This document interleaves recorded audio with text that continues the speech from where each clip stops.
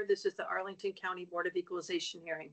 There are 7 board members present, so we have a quorum and 6 cases on the agenda. We'll start with the first case, RPC 34026-044 on South Bell Street. Mr. Warren, you can start with your 8 minutes and tell us about this property, sir. Yes, Mary, right before I start, we would like to tell the board that we have a new requested value that was different than was submitted on the online application. And for this one specifically, this is 044 we're starting with, correct? I'm sorry. Yes. Okay. For this one specifically, this is a unique property. There's 2 properties or 2 office buildings that reside on a single tax RPC. We have submitted as evidence an appraisal on one of those buildings, which is just a portion of the total assessment value. And that's the value that we'll be contesting. So the value for that portion of the assessment, we're requesting a value of $18,700,000, and that's for 1800 South Bell. Okay. Okay. So I'm going to give you a very brief summary about this and then hand it over to Mr. John Farrell, who's an MAI with Colliers, who completed a appraisal report for this property. This property, again, it's consistent of 2 office buildings. One, a 216,303 square foot building at 1800 South Bell, which is the one in question, and that represents 44% of the total assessment value. In 1901 South Bell, which is a 274,914 square foot office building, which again, we have not provided an appraisal report for, and we will not be discussing today, but this is all in relation to the portion of the assessment that is derived from 1800 South Bell. And with that, I'll leave it up to John to use up the rest of our time here. Thanks, Blake. Chris is actually going to jump on and talk a little bit about the report. Sure. So I guess I'll get started with the property itself.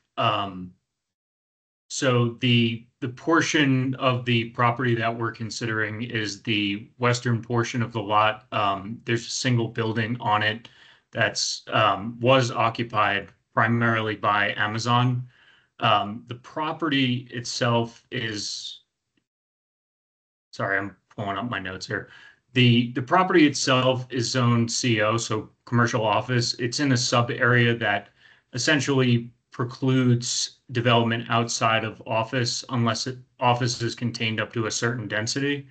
The property itself is in an area where there's been a lot of multifamily development. You've seen a good amount of tenants like Amazon that have either downsized or vacated from the market. The issue at hand here with this property is you're dealing with an older office building in a market that's been relatively devoid of any absorption, and you're dealing with over 200,000 square feet of space that needs to be absorbed.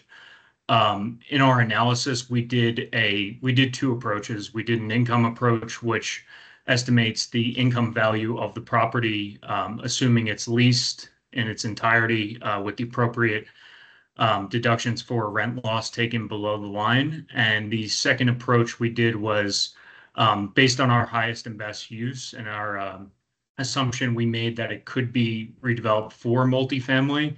We did a redevelopment sale analysis, which shows sales of all buildings in Arlington County that have been redeveloped for either multifamily or a housing type use.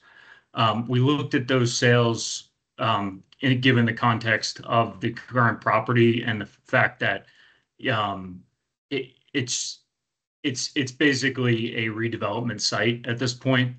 In that approach, just pull up my other notes here. Development shell sales range from 37 to 94 a foot. 2 of the sales at the upper end of the range were sold in 2020. That sale was $89 per square foot of buildable area. And then in 2021, there was one for $94 per square foot of buildable area. The most recent sale in May of 23 was $47 a buildable area.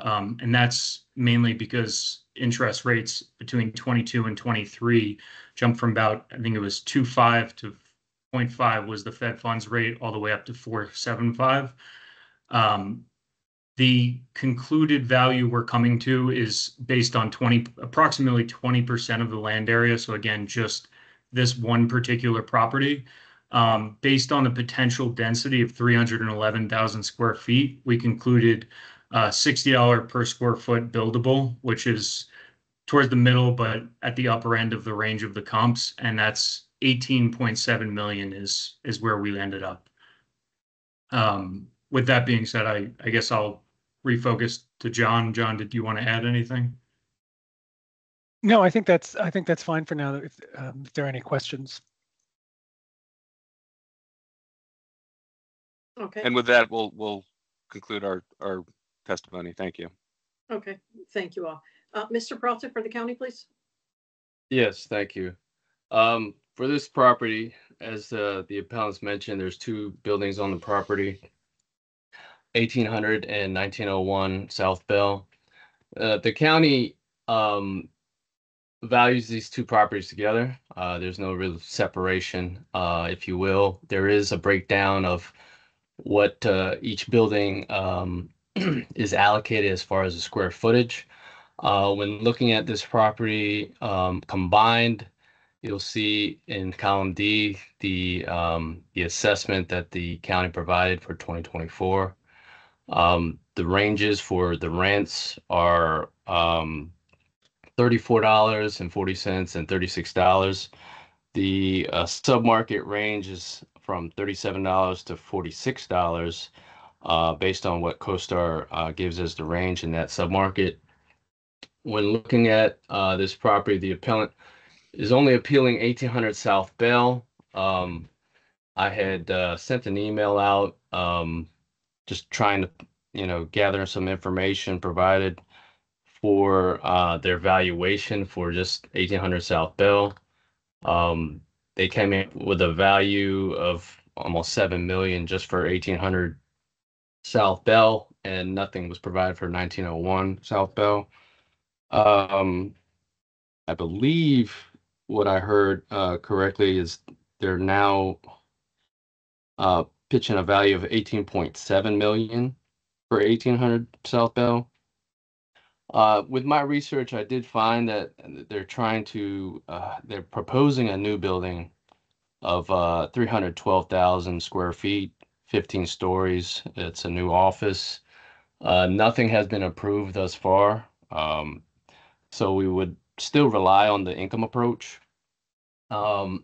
Looking at the previous rent rolls for Amazon, which occupied the majority of the building, they were still in the building, or at least leased in the building until March of this year.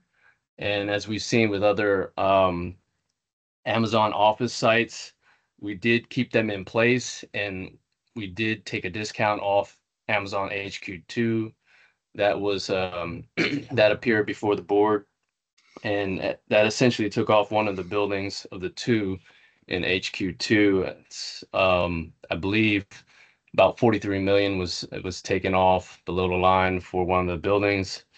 And so when looking at this building, as of the first of the year, Amazon was still contracted to be in the building until March of this year. And looking at the other building, 1901, that's where we found that about 53,240 square feet was vacant, which was equivalent to about 11%. The county used 13% in the original assessment. Looking at CoStar again, currently there's about 53,276 square feet vacant. With that, we do feel that the original assessment is supported, and we're open for questions. Thank you. Okay, thank you. Questions from board members? Mr. Yates. To the appellant, Chris, you mentioned you ran an income approach. What was the NOI on that? Sorry, 1 second.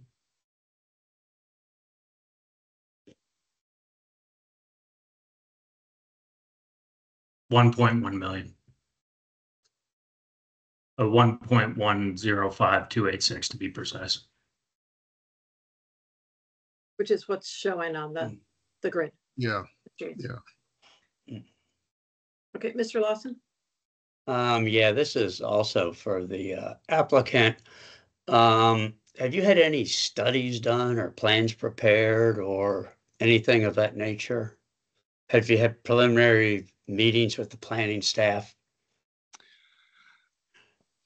Based on our talks with the owner, there's been some preliminary studies, talks with zoning and planning, but nothing has been kind of proceeded to the next step as of this point. I will say that when we're talking about the vacancy specifically for like 1800 South Bell, Amazon was out of there. Their lease was their term of their lease was 12/31/2023, so 190,984 square feet of the 216,000 total there was completely vacant as of the valuation date. Let me ask Rob a quick question. Rob, if an owner is saying we're going to empty this building because we're going to raise and rebuild, and we're talking to planning staff, we're getting ready to file some drawings, how can you assume they're going to lease the empty space? Shouldn't the highest and best use at that point be redevelopment? Well, the highest and best use could be redevelopment. That's not really set in stone as far as what's proposed and what is actually, I guess, confirmed or permitted for this property has yet to be determined. Well, here's what I'm struggling with, guys. I'll tell both sides this. At what point does a building that you're emptying quit being assessed as a income producing property, and when does it switch over and become a redevelopable parcel? I guess that's what I'm struggling with. I'll pass, Madam Chairman. Okay. All right. I have a question for Mr. Peralta. So just to clarify, so what you got from the appellant was the revised number now, obviously, of the 18 million and the NOI for the portion of 1800 to be the 1.105286. Did we get any information from them on 1901? I didn't receive anything on 1901. Blake can speak to that. Okay, thank you. Mr. Warren, is there a reason why that information wasn't submitted? Internally, there was a decision made that they did not want to proceed with submitting any evidence, at least for 1901 there. And I don't know if it could be just internally with some of the plans that are being laid out. But as Mr. Lawson indicated previously, they are emptying these buildings out to prime them for redevelopment. Right, I understand, I understand that. You've answered my question, but the problem is this property, the RPC includes both of these properties. It's like kind of coming in on a very simple basis and saying, oh, we just want to reassess a garage on a piece of property and leave the house alone. It's all combined. Right, so, and the no, way you've answered my question. Thank you. Any other questions, Mr. Matskin? Two questions for the appellant. First one is, unfortunately, my colleagues have asked some of the other questions I had. First one is, so, and I think, Mr. Warren, you might have answered this question just now. At 1901 Bell, it's just up in the air, and it's unclear what the owner might want to do, and therefore there's the motivation to change the assessment, which is 56% of 139 million plus. You're just leaving alone, right? You said 44% of the square footage was attributable to 1800. Therefore, of course, the balance is 56%. So you're not disputing that. So we're starting off with a figure of 56% times 139.7 million. Is that right? No, that would be because 1800 South Bell is 44%. So it'd be 44% times the 139 million, which is 61.5 million, would be the value for 1800 South Bell. Well, the difference between 100% and 44 is 56. That's why I was multiplying the total amount in column D by 56%. Have I missed something? Where's the 44% you now value at 18 million?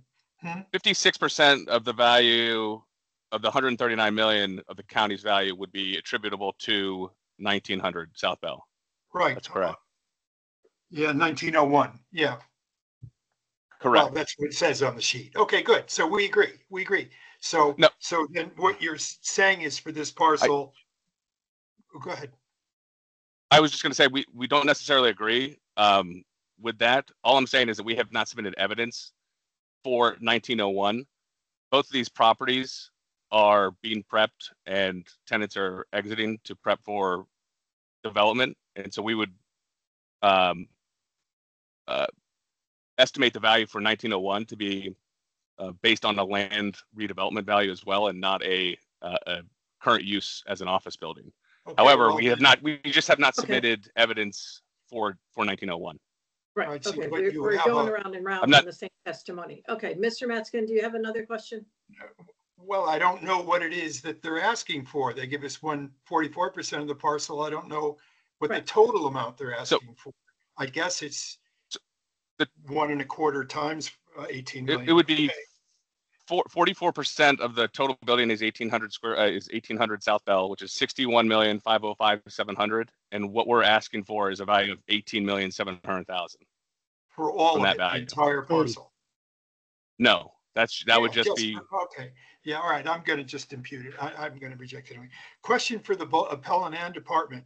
Department said that the Amazon lease ran out. Presumably, they were paying until that lease terminated. It was in March of 2024. Whereas the appellant said no, it expired and there was no rent revenue as of 12/21/23. That's a big difference. I mean, that really matters in this case based on how we evaluate through income and expense. So who wants to go first and defend their position? I can speak to that. I do find that they were leased until the end of 2023. I was thinking of the next case. Correct. And the next case is 2100. Well, that really so then your D is just wrong. There was a significant amount of vacancy as of 1/1/24 that is not reflected here, is my guess, right, Rob? I would agree to that. Okay. Correct. Thanks a lot, guys. You're muted, Mary.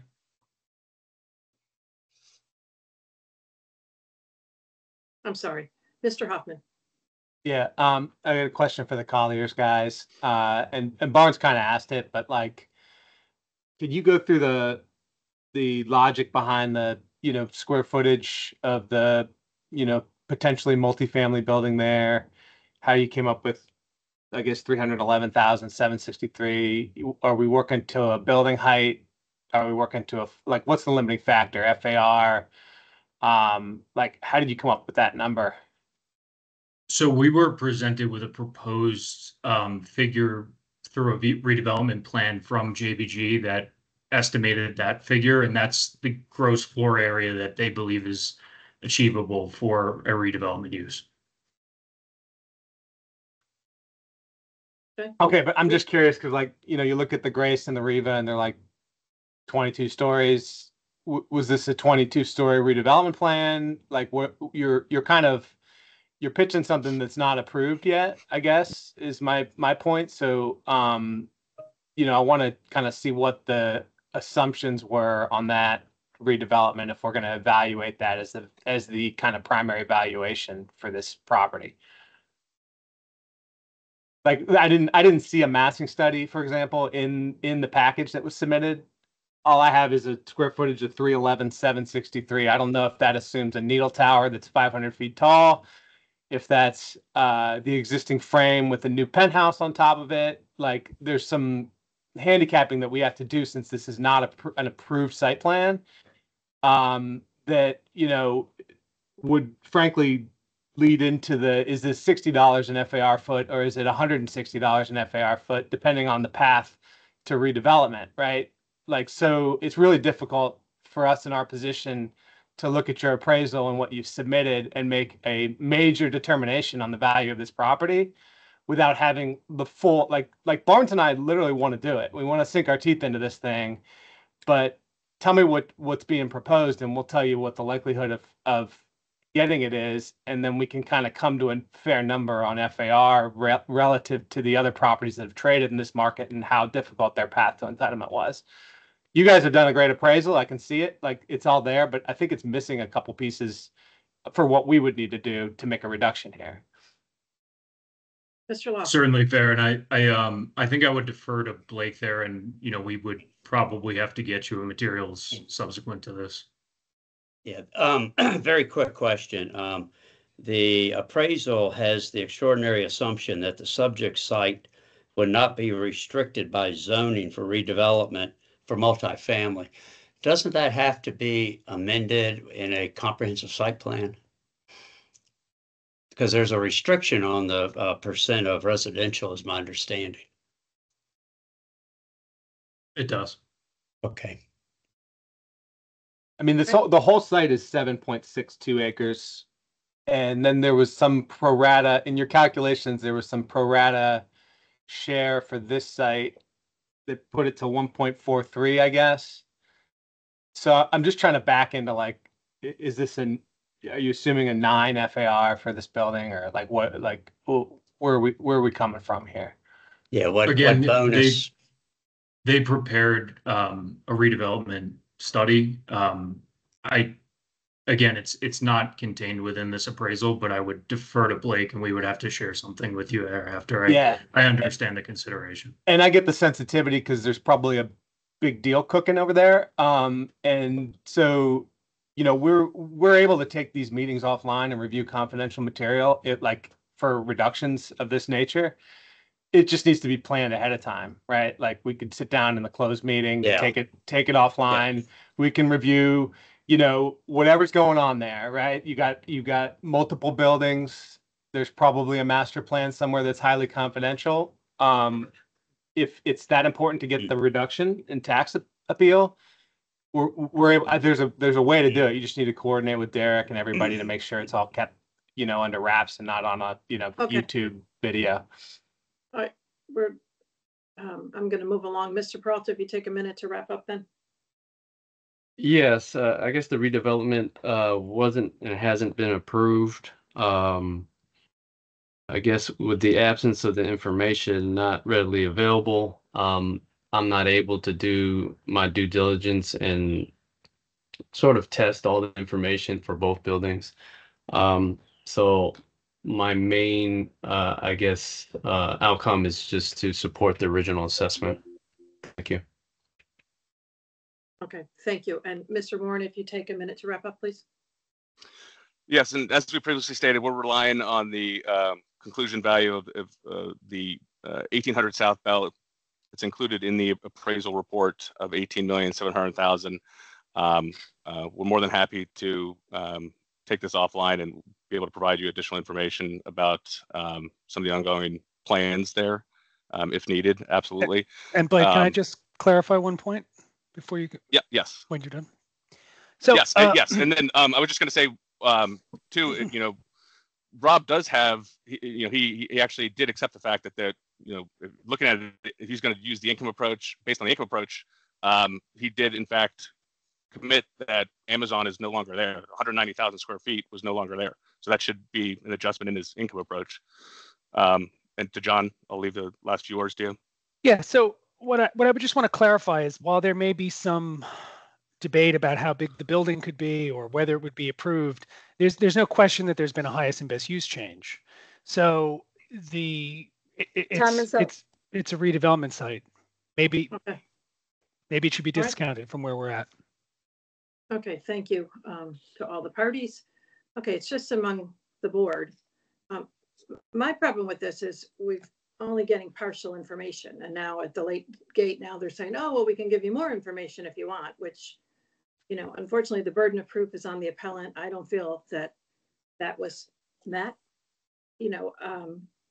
This whole assessment is on both parcels. I mean, but we didn't get any information on 1901. I mean, I'm more than happy with reducing the portion associated to 1800 to 1807, but then I want the remainder of it to go on 1901 because there wasn't information, provided in the testimony to support that. So, I don't know. This is a quandary. I have no doubt that it's probably worth a little bit less, but again, the burden of proof was on the appellant and it was not, met as far as I'm concerned. Mr. Lawson. Yeah, to kind of expand upon what you're saying, Mary, because I analyzed this totally from the viewpoint of development last night. I even drew up a little sketch that I'll share with you guys later. The problem is, I think the development scenario is speculative. And I mean, if we had seen a feasibility study, I think Greg and I probably could come up with a value. But I mean, there's just too much that has to be amended. And they probably have had pre-application meetings with staff. They have an idea what staff will do. But I just don't think at this point we can base an assessment on that. So then this morning I shifted my thinking to, okay, if we're going to do this as income, I guess, and I'll throw this out, I haven't even done any math. Maybe we should look at it as if the cap rate should be adjusted based on the magnitude of vacancy. I'll see if anyone agrees. Okay, Mr. Penaranda. Yeah, I mean, I agree with you, Mary, that, we're dealing with assumptions, and even some developers, even after they get an approval, let's say to convert a building into apartments, and then all of a sudden they change their mind, they want to convert it back to condominiums. Changes can be made. So, but we normally deal with projects, once they get an approval, then we can make changes. But in the process of just making an assumption, this can be done, this will be done, it's vacant. The only thing that I can see is that, both parties agree that it's, as of the end of 2023, it was the leases were terminated, and maybe give a credit for the rents for 1 year for only the portion of 1800. That would be the only thing that I would, think that may be fair to do it. But besides that, I don't see, that the appellant made any. They didn't present anything to prove that the county is incorrect in this case. I don't see anything that would make me make a change in the assessment the way it is. Okay, Mr. Metzger. I couldn't support those two positions more strongly, although I would like to. It's clearly an income and expense approach in this interim period. I'm sympathetic with Barnes' original comment of when do we stop, assessing something income expense approach and start as a redevelopment. That's really a conundrum and it's tough, but we're not there yet even, I don't think, at all. It's not like there's a site plan pending now and it's an almost deal. This is an idea to have a proposal. So I started running some numbers on column D, where there's 190,000 more vacant office space than has been presented to us in the I&E summary, but realized that we have in a number of occasions, instead of running all the numbers everywhere in a column, we just go to a cap rate increase, which was Barnes' final suggestion, and I would support that in this case and make it cleaner. Clearly, the value should go down, but not based on a proposal to have a proposal. So the cap rate increase is my support. The other thing I just want to point out too, this is, a reduction of almost 17 million. It's close to 11% reduction from last year. So take that into account. I think Mr. Hoffman, you had your hand up. Yeah, I'm looking at Rob's assessment and using the cap rate, and I like Barnes's idea. I'd be willing to go either way, either kicking the can another week and sitting down in a confidential session to review the whole site plan. I think that's the only way to evaluate the redevelopment potential, because this is a 7 to 8 acre site, and it all is going to be viewed together in a redevelopment. So, for all we know, there ends up being a park there in the future, but some other site, it gets, 1 million square feet of FAR density. We just don't know until we see the studies. Yeah. So in the interest of, acknowledging that there probably is a reduction in office value from year to year, I'd be supportive of Barnes' approach as well. I would just take Rob's column D and maybe kick up the vacancy a little bit to kind of a market 15%. And as a structural vacancy, I think his rates and everything as a floor to the value of this building, can you go back and release it at $36 a foot if that's the way the market went? Maybe. But probably put 50 basis points on the cap rate and come up with a reduction that way. That's how I would do it. All right, do we have a number? Okay, wait, Mr. Mendez. Yeah, I was just going to say I agree with the bump in cap rate. I certainly think it should go down from one year to the next. Office values have gone down, but also Amazon is not there anymore. So I would agree with the bump in the cap rate as well. Okay, folks work on a number. Mr. Yates. I agree with the bump in the cap rate too, that there's just too many unknowns and too many maybes, or this could be. And even if we reviewed this potential plan, it's not an approved plan. There's just, who knows what they're going to end up with. The vacancy's there, and that's the only reason I could see the 50%. 50 basis points. Yeah. 50 basis points, I'm sorry. Okay, Mr. Hoffman. I've got a number. So all I did was increase the vacancy to 15%, and then used a cap rate of 9.44, and I came up with 123,517,300. All right, are we comfortable with doing both? Mr. Penaranda. Can you turn your microphone on, sir? Yeah, I can see the reason of increasing the cap rate like we've done in a couple other cases.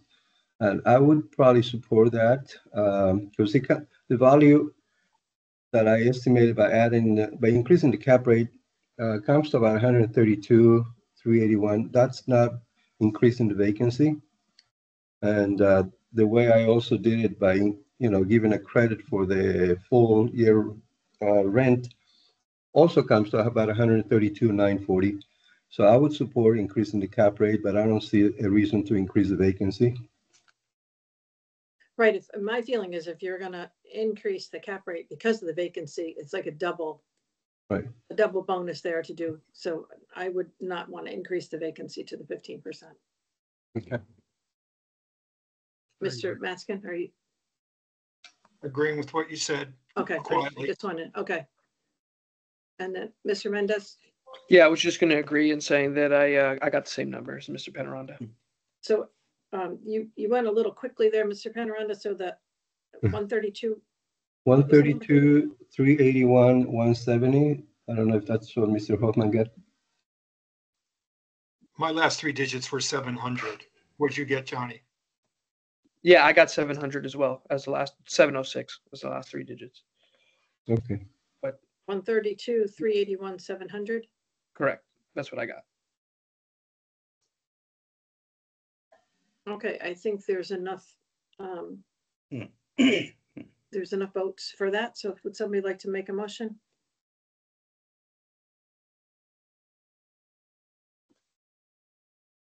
I'll move that we reduce the county's 2024 assessment to 132,381,700. Okay, and there's a motion on the table. Is there a second? I'll second that. Okay, motion and a second by Mr. Penaranda. All in favor? Aye. Opposed? Okay, it is unanimous. The assessment's reduced to 132,381,700 by increasing the cap rate 50 basis points on the county's numbers. Okay, thank you. The next case on the agenda, same to Mr. Peralta and Mr. Warren, is RPC 34020-290 at 2100 Crystal Drive. Mr. Warren, you can start with your 8 minutes on this property, sir. Yes, so this is 2100 Crystal Drive. Along with this one too, before I let John and Chris and his team take over the presentation for this, we do have a revised requested value of $16,320,000, which is the final value determination that you can find in the appraisal report of this fee simple interest that's appraised as of 1/1/2024. And with that, I'll let Chris and John take over. John, you want me to lead off? So similar to the previous property, you're dealing with a building that's going to become completely vacant. Amazon has 4 months left on their lease, but all intents and purposes, for all intents and purposes, it was known they were leaving as of the value date. So we prepared a similar analysis, an income approach and a redevelopment site sales approach. I will note that the difference between this one and the previous is there's not that same sub area restriction on this site. So we based our potential achievable gross floor area for the building based on what's currently built. In doing that same approach, we concluded that same $60 a foot redevelopment figure to get to our appraised value. So 27,400,000 is where we're coming in. As far as the income approach, and I guess I'll touch on that quickly. You basically have to go to market and you have to assume you're going to have a market lease. So inherent in a market lease, you have concessions that have gone up considerably over the past several years. You have market vacancy. All the brokerage stats are showing over 25% for Class B, C office, which is what this is. So applying those rates, we got to an income approach that was lower than our redevelopment value. Therefore, we concluded the highest and best use was for redevelopment. So similar analysis, but slightly different way that we got there. I'll leave.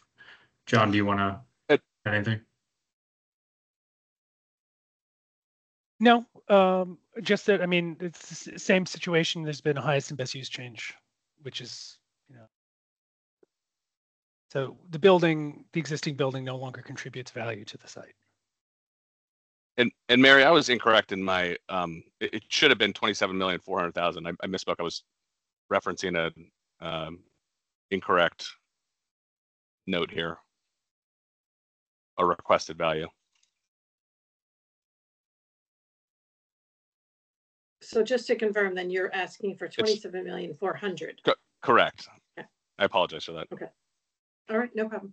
Okay, Mr. Peralta for the county, please. Yes. I'm sorry, my computer just shut off. Can you hear me? Okay. For this property, this is the property that did have Amazon on the property as of the first of the year. As the appellant mentioned, their lease ended March 30th of this year. So as of the first of the year, there was no vacancy for this property. When looking at just column D compared to column G, we do see that the square footage, there's a difference about 1,519 square feet from what the appellant is proposing in their pro forma. We do see that the rates being used are in stark contrast, $36.75 for the county and $14.80 for the appellant. I know that there's a new value being proposed, so I'm not sure exactly what rents they were using. When looking at, again, the sub-market, as I stated in the previous case, CoStar has a range of $37 to 46 cents. I'm sorry, $37 to $46. Here, the county is using $36.75. Again, we're affording the 8% based on our guidelines for vacancy. And then looking at the expenses, we're at $11.75, which we feel is above market with respect to that submarket. $11.75. We do see that in the past they have shown expenses in that range. So at $11.75, we come up with an NOI that's 8.7. Incidentally, I did just find the 2023 INE that was submitted, and they're reporting $21,916 more than what the county has provided in our NOI. So if that were, I guess, found a lot sooner previous to submitting this INE summary, you would see that the NOI is supported based on the projections that they put forward in the 2023 INE. That wasn't provided in the appellant's packet, I believe. But having reviewed that information just now, the county at 8.773 for NOIs, being supported with the actual NOI that was reported in 2023. So with that, we do ask that the board confirm the original assessment at $108,442,600. Thank you. Okay, thank you. Questions from board members? Mr. Metzger. I'm looking for a way to reduce this. I'm choking on the fact that any office building that isn't extraordinary in some fashion would increase in value year over year by 24%. Having said that, as an admission of my bias, I'm stretching my question. And that is this is for the department. On column D, retail, I see in the write-up that the retail, on purpose, the landlord has been losing retail tenants and therefore income for sure as a part of their redevelopment plan. But you just have retail as kind of a full, oh no, wait. Sorry. I didn't count my rows right. Well, you have it going up year over year, but only from 20. Never mind. The number is not big enough. I miscounted my rows. I'm sorry. I apologize all. Okay. Other questions? Mr. Mendez. Yeah, just for the county, why was the INE not submitted with the packet? And it seems like it was kind of just last minute. Was it just submitted late or? As far as with the packet, you mean? Yeah, because you mentioned that the NOI was right in line with what you guys predicted, and we just can't see that because it wasn't included. Yeah, I understand. We had the INE wasn't, I guess, indexed properly, so it wasn't attached to the RPC, if you will. We just recovered a number of different INEs, and this was one of them that was found just maybe about last week. And I'm doing my best to speak to it. I understand that it's not included in the packet. Okay, thank you. All right, to follow up on that, Mr. Warren, are you in agreement that the INE for 2023 was 21,000 higher than what the county came up with? It was, and that also is taking into consideration that the rent roll was submitted that showed that Amazon was going to completely vacate the property by the end of March. Right. I will say that we're talking about January 1st. So yes, and okay. Also this client submits. They do submit their annual INE surveys for every single property directly to the county. So they have them. They get them in every year. Right. Oh no, we are aware of that. This was a faux pas on the county's part getting it in there. So not you. So you're good there. Okay. Any other questions? Yeah, Mary, I've got one. Oh, Mr. Lawson. Yeah, this is for the applicant. How'd you come up with 27,400,000? So as I relayed, we did an income approach and we did a redevelopment sales approach. The redevelopment sales approach was based on the actual density that currently exists on the site. So not, some speculative density that might exist. We based that density on a $60 per square foot redevelopment value, which is based on sales that have occurred in this market. For what use? It's what developers are paying for sites of For this magnitude. residential? Correct. Residential use, okay. Any hotel? You didn't We- assume any hotel. We assumed a multifamily use. Okay, thank you. Mr. Peralta, if you take a minute to wrap up. Hold on, Mary. I have a question, Oh, Mary, I'm excuse me. sorry. Okay, Mr. Maskin. Quite all right. 2100 Crystal Drive, is this not one of the 3 linked buildings on the first floor that's full of retail? This for the appellant? Anybody who knows this building specifically? Isn't this 2100, 2110, 2130 or something? So right, Rob, you're nodding. Well, It's I'm three saying buildings. there's a lot of retail on this property as well. But it's not just this one address, 2100. It's 3 linked that are so prevalent on Crystal Drive. Appellant, appraiser, you were there, you must know. There My question is, Are you assuming that all Yeah. 3 buildings are coming down and becoming something else? Well, I do think that will happen eventually, but that's, we're not dealing with all of them at the moment. And yes, Great. they So are, you're there singling is out the just retail, this one address. correct. And Okay, you're good. correct, they are connected by retail and Yeah, I mean, because they're functionally the same building, accessible from Metro and all that, but just one at a time, as opposed to the first case we had where it was 2 at a time. Thank you. Okay, Mr. Hoffman. Yeah, I mean, I think the answer to Barnes's question got me a little more confused, so I want to just dig into that a little bit more. Because when I go to the appraisal, the valuation is 16,320, and then if I divide that out by the $60 a square foot, that's 272,000 square feet. But the building is 325,000 plus or minus square feet. And then there's that $27 million number that's been thrown out. So where are we at right now? it's based on the gross floor area, so that's 457, 149. Okay. I couldn't find that. Not the net rentable.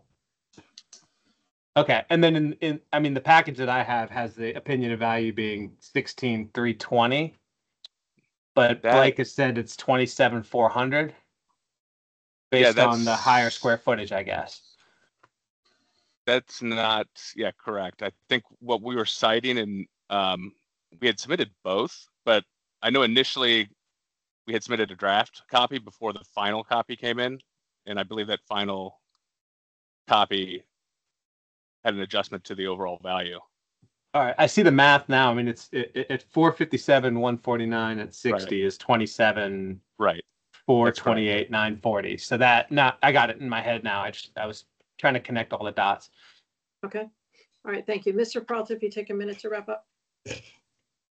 Yes, as I stated, unfortunately, we did not put the I&E in the packet. The I&E wasn't in the appellant packet either, but when looking at the original assessment compared to this information, Mr. Warren did confirm that we were less than what was reported. In addition to that, there was parking income that was actually reported that the original assessment did not take into consideration. So therefore, in the interest of what we have before us, the original assessment we believe is supported, 108,442,600. Thank you. Thank you. Mr. Warren, if you take a minute to wrap up. Yes. So again, this value went up 24% from 87,684,100 to 108,442,600 this year for a property that we agree with the county. Yeah, their estimated NOI and their income approach is in line with what was actually reported in 2023, but it takes into consideration no factor that the property is going to be 100% vacant 3 months into the year. We are relying on the Collier's appraisal and development site value indicated of 27,400,000. John, Chris, I don't know if there's anything else you want to add. Certainly. I mean, it seems to me, at least in the worksheet, it's treating it as if it's fully leased. I mean, no one's going to buy this building assuming it's going to have the same income it has with Amazon there, especially, I mean, it has about 2.875 in pass-throughs. I mean, all of the leases in this market are full service, so you'll have a base year stop with increases thereafter. So, to model that type of level of income absent a tenant and to not consider. Okay. Sorry, go ahead. All right. Thank you all. Okay. It's just among the board.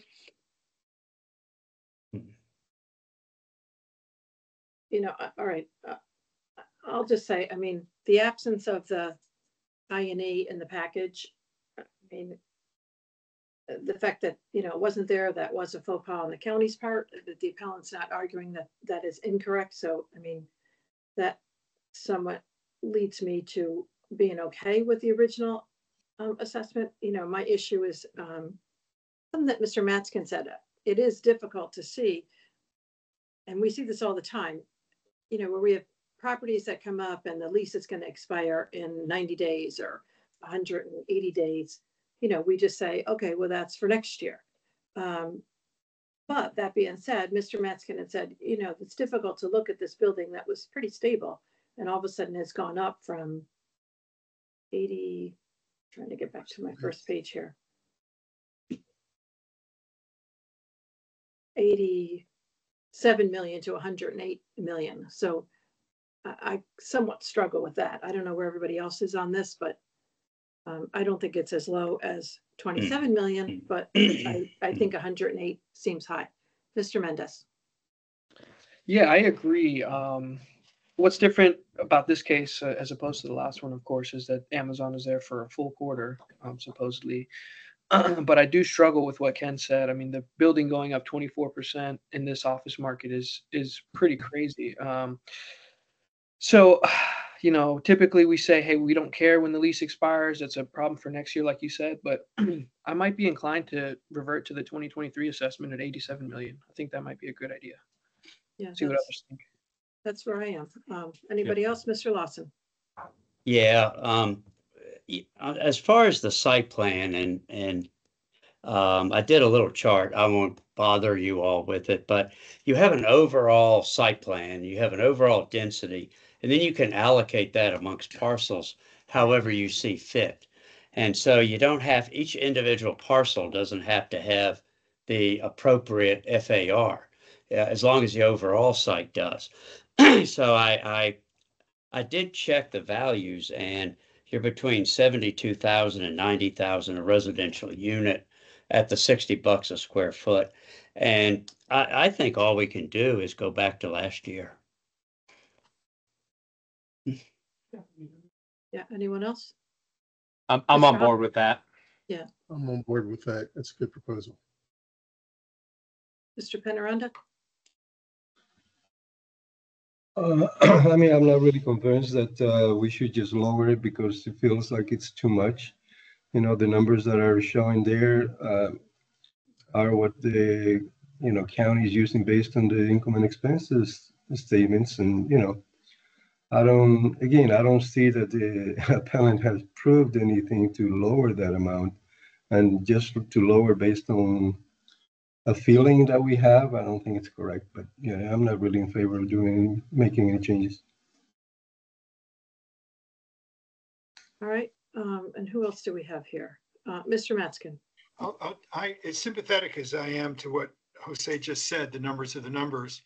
It's not just a feeling. I think it's experience throughout the year. We are at the very end of our equalization year, and it's just not.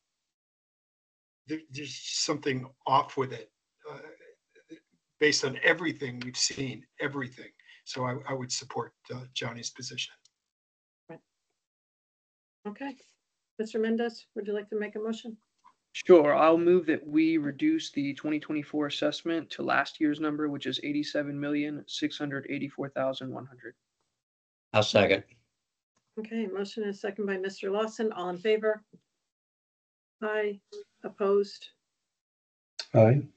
Okay. So it's 6-1 without Mr. Penaranda. The assessment's been reduced to last year's assessment of 87,684,100. Thank you. Thank you. Okay, next Thank we have you all. Mr.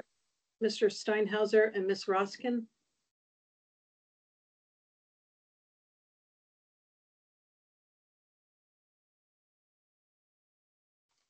Which RPC? Okay, hold on. I'm trying to get my players in place here. Do we have Mr. Steinhauser? I think usually Sean Escal is the one who Yeah, represents. hi, Lori. Mr. Steinhauser isn't on, but it's going to be myself and Jeff Iannuzzi presenting this one. Okay, and Sean, what is your last name? Esko, E-S-K-O-W. Okay, and then Jeff, your last name? Iannuzzi. I-A-N-N. I got that. Okay, I'm going to ask Chris if you can turn your camera off so you go off the screen so we can see all the players. Thank you.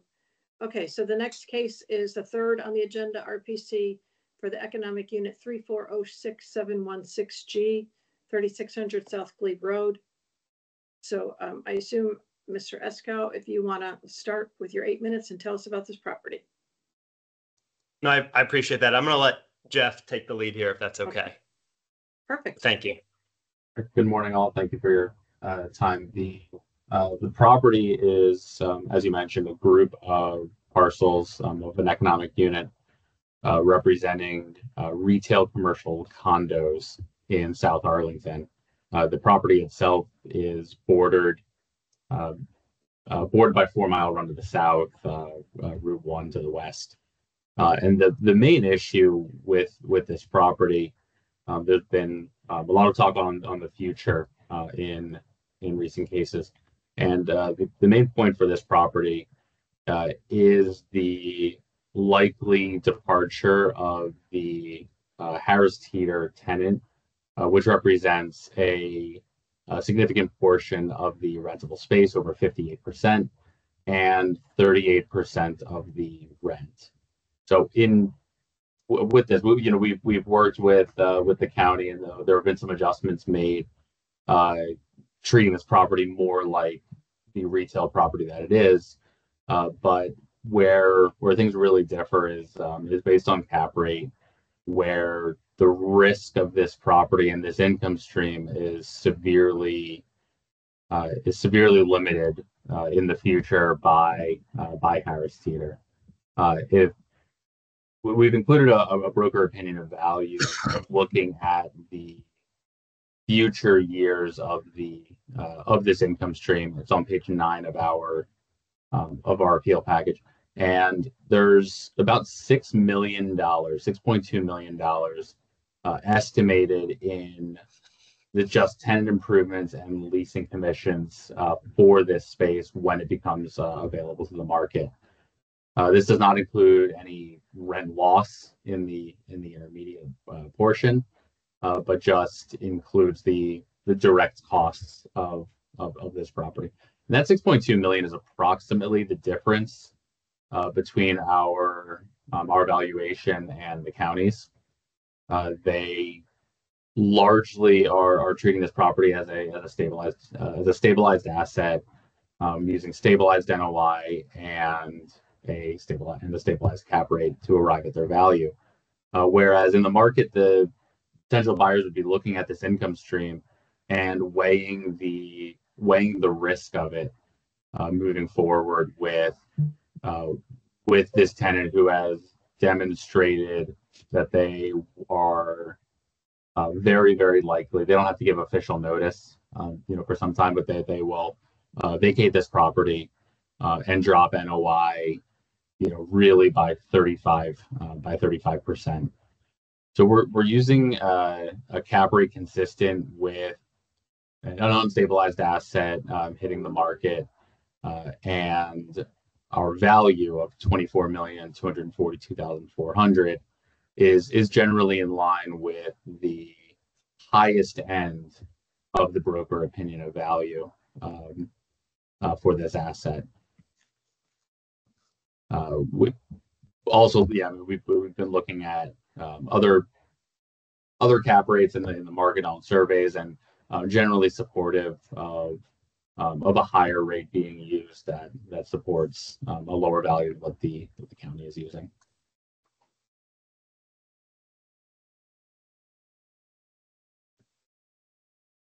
Is that it? Yeah. Okay. I'll just emphasize too. I'll go off camera. Sorry. I'll just emphasize 2 quick points. And Lori and I have been discussing this one for years, and maybe the board even remembers it, to be honest. The owner has been trying to sell this property for the last 3 to 4 years unsuccessfully. And by sell, I mean in the $20 million range, not 20, but like mid 20s. And they have not been able to close. And I think Jeff noted it, but if you look on page 8, this is a JLL broker opinion of value to, on behalf of the owner, to seeking to maximize value, not an appraiser coming in on, engaged by the taxpayer or whatever for tax appeal purposes. You can see that range from 21 to 24 million that Jeff alluded to. They can't unload this property. They want to. And every year that goes by, as Jeff said, like it's the Harris teeter. They're assuming they're not going to renew, and it's just going to crush the property. So we would just ask the board to consider that the current assessment, and we appreciate, by the way, Mr. Roskind, that you kind of made an adjustment that I'm sure you'll get to in a little bit. So thank you in advance for that. But it is, that they just reach out to us. It feels like daily, but it's probably more weekly. What's the status here? What's the status here? Because the taxes are crushing them on top of everything else that was discussed. Thank you. Okay, thank you. Ms. Roskin for the county, please. Thank you, board members. Thank you, Sean. So we're going to go to the summary page. With all the information that was provided, I did a reconstruction. They provided a financial income statement. I did a reconstruction there. If you notice that the expenses in the reconstruction column are higher than in their original INE. And so I took that into consideration. Also, their pass-throughs were not properly reported. So we took a look at that, and you'll see that's noted in my column F revision. So the 2 things to note here is, a couple of things. First of all, with the rent roll, his property is 100% occupied as of January 1.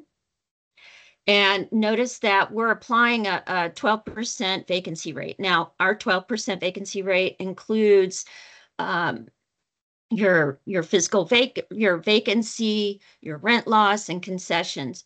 They're not reporting 12%. They're only reporting about 3%. Okay, so we're using a much higher vacancy rate for this property. On top of that, in light of the income statement, we're using a much higher expense rate. To top that off, I looked at this and I kept looking over the rent roll, and I said, a lot of the tenants are a combination of retail and medical, okay, like office properties. So I said, you know what, we should be using the PCC code guidelines of 219, which is office mix. And that's why the cap rate changed there from the January 1, from using 7.3 to the 7.45. But on top of that, we also added the national bid rate of 0.043. So that brings you to the total for a revised cap rate of 7.493. As for the grocer, when I looked over the 2022 rent roll that was submitted and the 2021, when you look at those, you'll see that they have a lease term that expires in 2027, but they also have 6 5-year options that automatically renew. So I looked at that. And then I did a little more research, because you're hearing speculation that there's a news article in here that I included, okay, that's on page 11.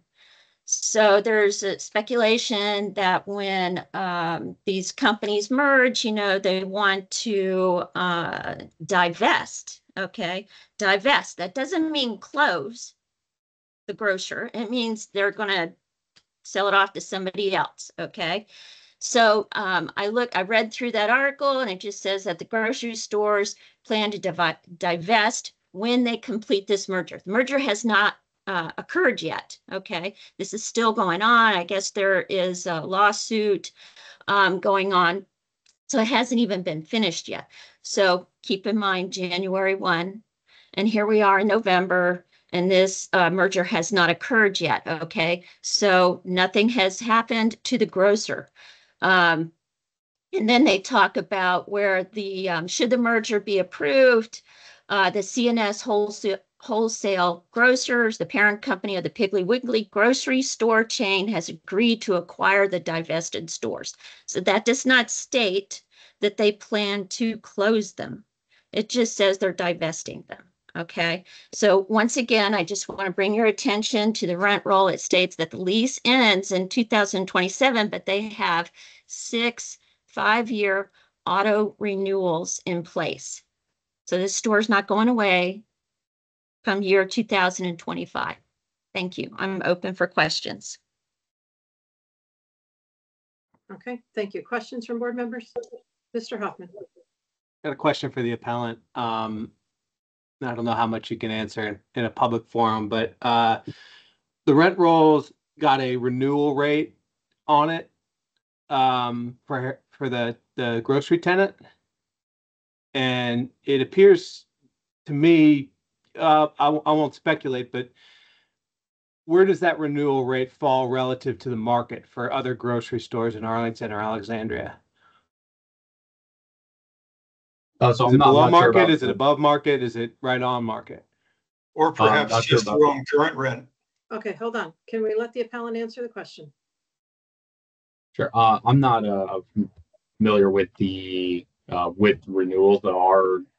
The assumption is, and I know that the assessor's office was speaking about lease renewals. These aren't renewals that will. I think there's confusion on of options automatically renewing. The fact that these are options mean they have the option to decline them by a certain date, and the indication is that the tenant will be declining the options to move out of this property. And the news article that the assessor brought up does not include this property as anything to deal with any merger. So this isn't relevant to. We haven't mentioned anything about a merger or how that affects anything, because I really don't think that affects this property. Yeah, what we're Jeff, saying is sorry, that this property you're answering something that Lori asked or stated, but not what I asked. Like, right? I'm like, sorry what is your opinion of the market rental rate for a grocery store space in Arlington? I'll tell you why I'm asking it. Maybe that'll help.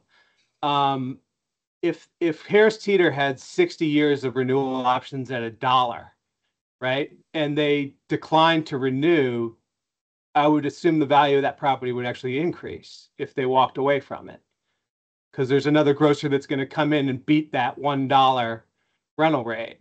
So I'm trying to find out. Same thing with office. You know, when a long-term lease expires, you ask, was the last tenant in there above market, below market?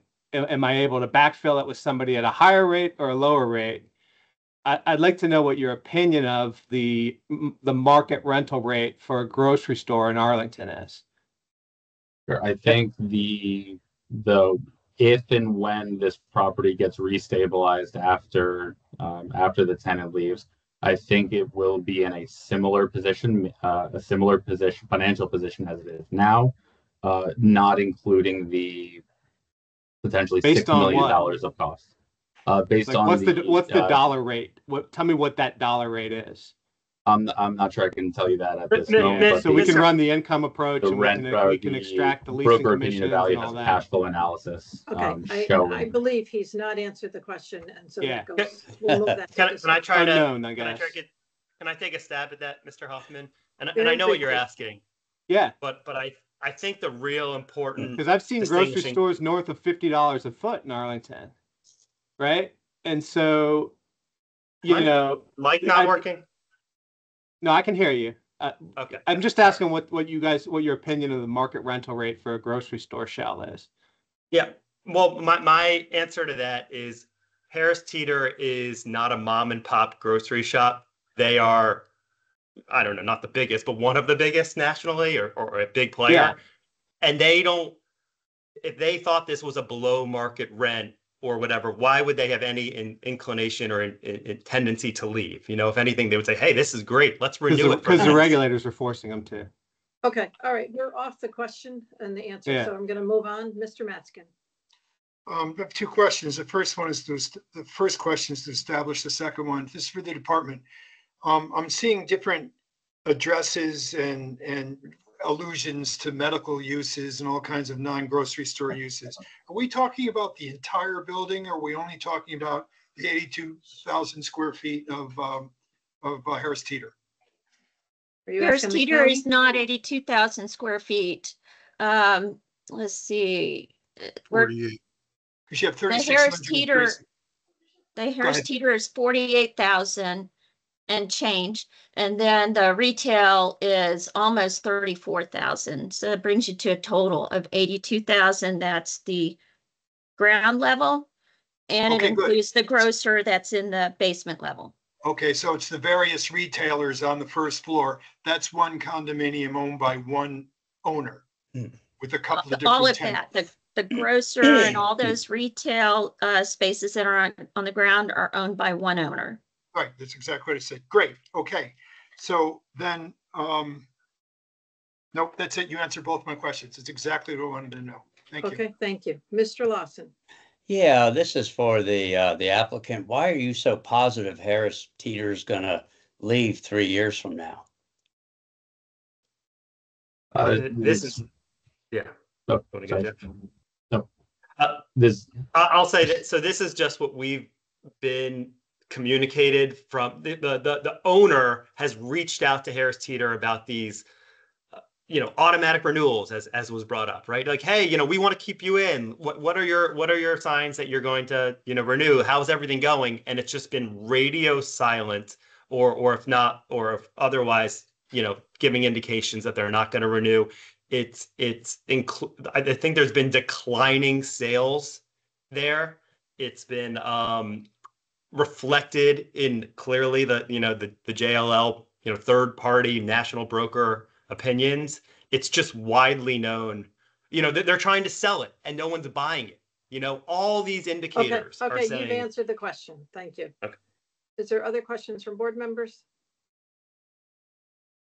No. Oh, Mr. Hoffman. Yeah, can you share those sales numbers? Well, which sales numbers? You just mentioned there were declining sales, but I don't have any sales numbers in the package you submitted. From Harris Teeter? Yeah. Yeah, I know we have emails on it. I don't have the exact numbers from Harris Teeter. It might be, but I don't know if we're allowed to provide it after this hearing. It's helpful, like if the case is that this grocer, you're speculating they're going to leave, it's helpful to know that there's like evidence for that, like that would support the potential for a grocer leaving, like declining sales. Okay, any other questions? Ms. Roskin, if you take a minute to wrap up. Thank you. Okay, once again, I'm looking at the Harris Teeter rent roll for 2022. That's where I got my information from. It's on page 175, and it states, first of 6 5 years auto renewal option to extend the lease term. Okay, we don't have a lease agreement that was not provided to us. So this is the information that was provided to us, and this is what I'm relying on. There's no evidence that the grocer is leaving anytime soon. And this property is 100% occupied, and it's receiving a 12% total vacancy rate in the revision column. And that's, in the revision column, because once again, I switched from the PCC class code of 211, which has a 7% and a cap rate of 7.3. And now I've switched it over to the time is up. Okay, thank you, Ms. Ruskin. And gentlemen, if you take a minute to wrap up. Sure, thank you. the point regarding auto renewal options, it says immediately after that, unless the tenant gives written notice. And the assumption we have from the property owner and from the market as a whole, because they are trying to sell the property, they reach out to brokers to price the property, is that because this tenant will be vacating the property, this property has less value because the income stream will be damaged by 30 some percent. So again, these are not auto options. They will likely opt out of the lease. These don't just move forward. And the information regarding this property being for sale and at the price that JLL makes the most money when this property sells for more, and they're being realistic with the owner, that this property is nowhere near worth $30 million. Okay, thank you. All right, it's just among the board. Okay, go ahead, Mr. Lawson. I don't think the problem's Harris Teeter might vacate. I think the problem is that you have the retail has been broken off and created as a condominium. And then you have the balance of the building, which is residential. And sometimes those two uses have problems coexisting. I know that because I'm a part owner with a bunch of people of some commercial condominiums at Hyde Park. And I think that's the problem. I think it's the nature of the ownership interest. All right, other votes? Mr. Hoffman? Yeah, I mean, I just want to say in the past, I've supported reductions kind of over and over again as they were trying to market and sell this property with term left on it. And so, to Barnes's point, I'm sympathetic of the condo structure and the difficulty there. The only issue I have right now this year is the new wrinkle of, the merger with Albertsons and Harris Teeter. That probably does have an impact on an investor looking at this as a cap rate purchase, like just kind of stable long-term income. But it also opens up new doors, right? Like if Harris Teeter walked away in 29, what's to say that grocery store couldn't be sold off to a grocer that wants to buy a fully built grocery store in Arlington, Virginia at, $300 a square foot or something like that. So if we're going to speculate, we got to kind of look at all the options on the table. And guys, that's the reason why I'm asking about market rents and whatnot. I don't want to get into the dollars because I know some of that stuff is confidential, but I'm kind of leaving it to you to present a case that says there's a huge destruction in value here, right? Like Harris Teeter's in there, they're paying higher than market. The next guy in is going to be paying 50% less. That's a major issue. I don't see it when I look at the numbers. I kind of see it as maybe it's an opportunity for the owner to sell to a grocer that likes to own their buildings, frankly, and then keep the other 50,000 feet as cash flowing retail. Yeah, I agree with that. I mean, but I also look at this and think the cart's before the horse. I mean, we deal with properties all the time that have leases that are coming up this year. We're talking, several years out. Yeah. So, especially with the revised number, which is actually a decrease from last year, if anything, I think the original assessment is probably fine, but, we'll certainly go with the majority here. Mr. Yates? No, I think I agree. It's speculation on what may or may not happen. We can't deal with that, and we've looked at that. One of the questions I had, and she answered it, was concerning the change in the cap rates for the county. And I commend the county on taking a harder look at that. That was a good move, and I think a fair one. I do understand they've tried to sell this, and it hasn't sold. And Barnes, I think what we decided on the other one that was like this with the condo retail, that the county needs to look at that as a different category, and that there is impact, but right now we've got what we've got. Right. And that's how we got to deal with it. Okay, anyone else? I go with revised. Mr. Maskin, you had your hand up? No? All right, so everybody's okay with the revised number? All right, would somebody like to make a motion? I'll motion. Okay. Oh, go ahead, Mark. Mark? Want to state it? Yes. Do we accept the county's revised number for the property? Okay, do I have a second? Mr. Hoffman. Motion and a second by Mr. Hoffman, all in favor? Aye. Aye. Aye. Opposed? Okay, it's unanimous. The county's revised number of 30,503,800 has been confirmed. Okay, I've just gotten a request to take a break. It's 10:22, so if everybody takes 5 minutes and comes back around 10:27, we will complete the last 3 cases on the agenda. Thank you.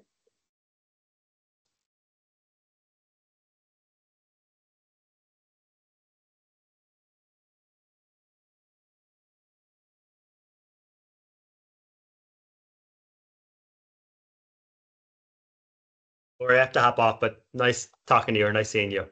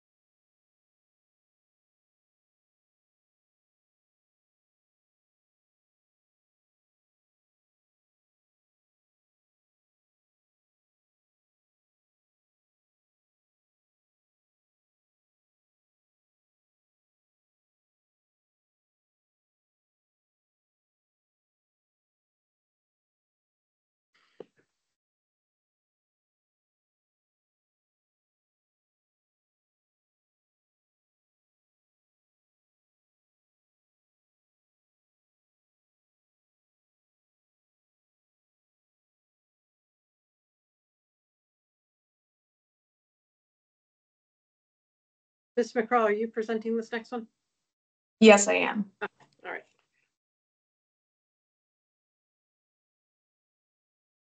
Okay, I think we've got everyone back. Okay. We will restart with the fourth case on our agenda. Let the record show that Mr. Hoffman has left the meeting, and so there are 6 members present for a quorum for the last 3 cases. So the next case on the agenda is RPC 1507510A at 1126 North Hudson Street. Ms. McCraw, you can start with your 8 minutes and tell us about this property. Thank you very much, and good morning. Good morning, Lori. I just want to first point the board to page 215 of the BOE memo. This is where the appellant materials begin. So the subject property built in 2021 is a Class A apartment building located in the Lion Village submarket of Arlington, known as the Earl Apartments. It's about a block away from the Clarendon Metro stop. I'd first like to thank Lori for giving this one a second look. We went and inspected this property in August, and we received her revised materials here, and we really appreciate her taking a look at our approach and the income submitted and making a revised recommendation to the board here. Starting on page 216, this just gives a brief summary of our appeal issues. This leads into page 217, just a continuance. And then page 218 is really the bulk of our appeal presentation here. As mentioned previously, Lori did take a second look here and did make some good adjustments with regards to the actual income and expense as submitted by the property owner. Really, the remaining and largest appeal issue here that has been mentioned within our previous cases is just with the cap rate. The assessor is using a base cap rate of 4.02%, which is well below what the actual market is indicating, as well as investor surveys that we have reviewed.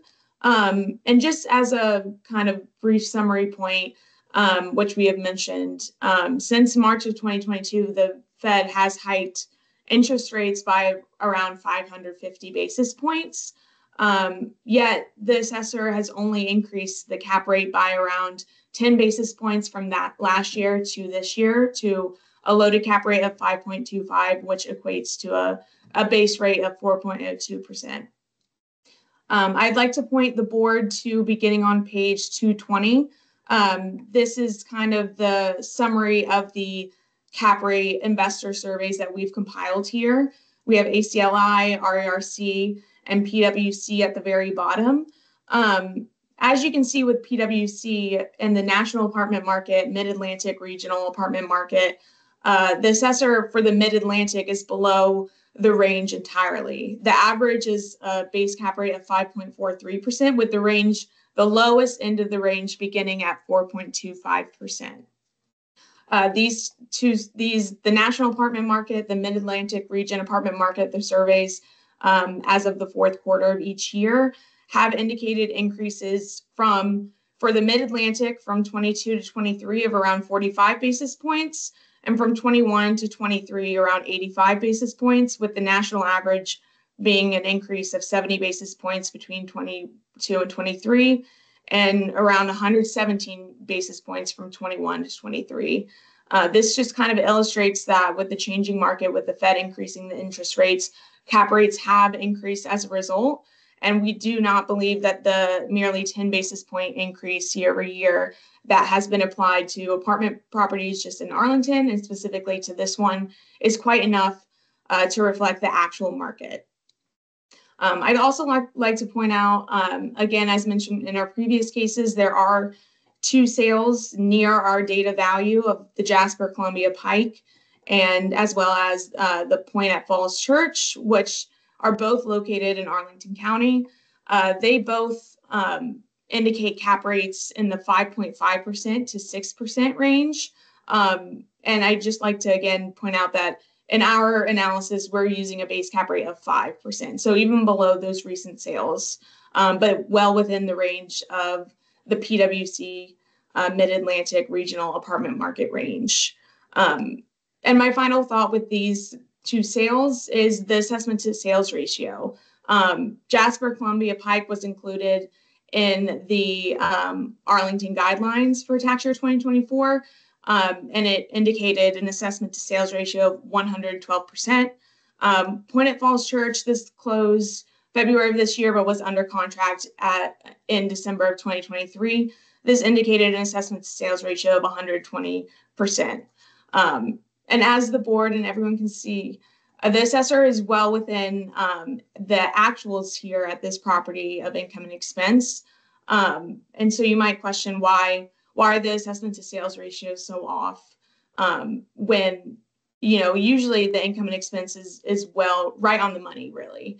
And the answer is with cap rates. Cap rates have expanded in the market as indicated by the investor surveys. So we think more than just a 10 basis points increase in the cap rate from year to year is warranted in light of those, as well as just looking at the sales and the assessment to sales ratio. The difference is the cap rate, and we believe that the assessor is just below market here. So thank you. Okay, thank you. Ms. Roskin for the county, please. Thank you, board. Okay, I want to draw your attention to two things. First, on the summary page, on page 5, under column F1, if you'll notice that the total was cut off there under the PPT of 615,000, that total should be 178,181,100. However, the combined number, the 179,367,000, that is correct. Okay. The other thing I want to bring up is per the site plan for 438 for this particular one, the site plan, it was approved with 3,477 retail square footage. Okay. This was missed on our January 1 assessment. However, we did value the land. We did do a commercial land valuation on the January 1. It's just we didn't include the retail space, and it should have been. So that's why you've got a column F2 placed in here. There was email conversation between Lib and myself. She did confirm. We went out and did an inspection. And I remember we walked through all the buildings, but I never saw retail. And at the time, I didn't think about it until I had actually sat down and started filling out the summary sheet. And then I went and looked up the site plan and realized, they have retail space. So they provided a floor plate, and that has been included in this packet. Let's see, on page 12, the floor plate shows that there are 2 retail spaces there. Okay, so it does exist. Back to my summary page, I used for the retail, I looked at what would be reasonable rent for the market in this area, and I came up with between $40 and $48 a square foot for this area. Now, because it's vacant and it's not occupied at this time, I heavily reduced the rent for that, and I used $31.50 a square foot for that valuation. On top of that, it's getting the 7% stabilized vacancy rate. And then you come up with the value there of $1,186,000 for the commercial component. As for the apartment side, when you follow down, you'll note that our GPI is very much in line with what they're reporting. Keep in mind their INE does not include retail. Doesn't include any retail information on there at all. It's just the apartment.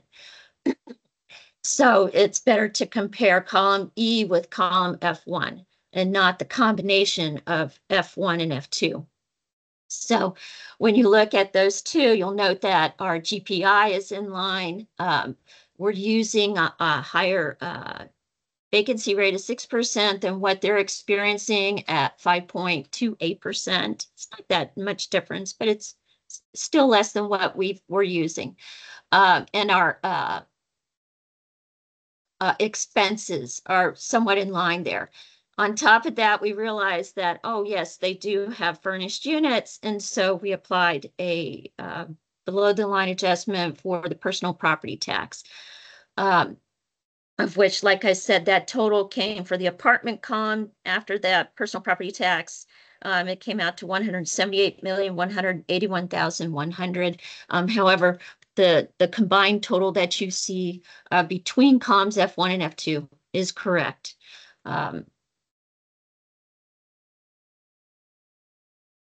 That's pretty much it. Thank you.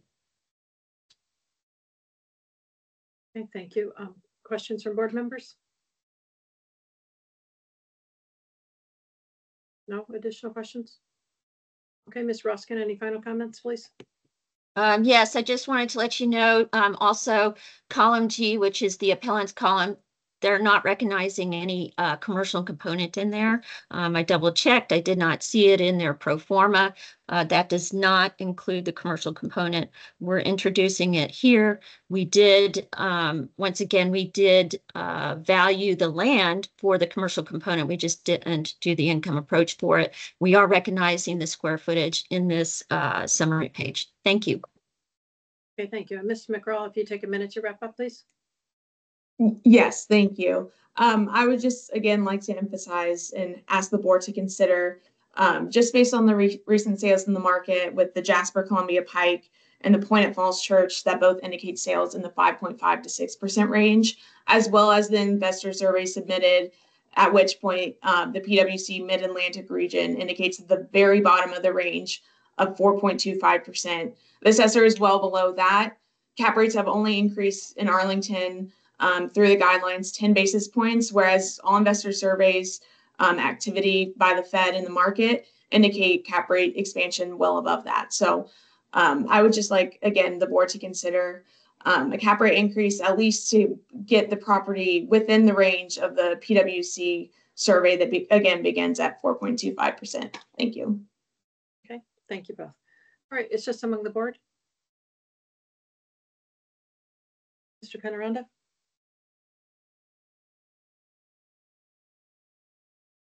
Thank you. Well, I really don't see any way to make any change on this the revised assessment. I think the revised assessment is pretty fair, considering that they are only submitting the information for the apartments, and looking at the NOIs compared to what it could have been. I'm okay with it. I'm okay with the revised assessment. Yeah, I agree. Anybody else? Mr. Matzkin. Just easily, just some data logistics. The appellant's pro forma for 2024 shows a notable but not significant decrease from what was achieved in 2023. But if you assume this is a very stabilized property over time, that the rents weren't going to go down 6.5% as proposed in column G, and also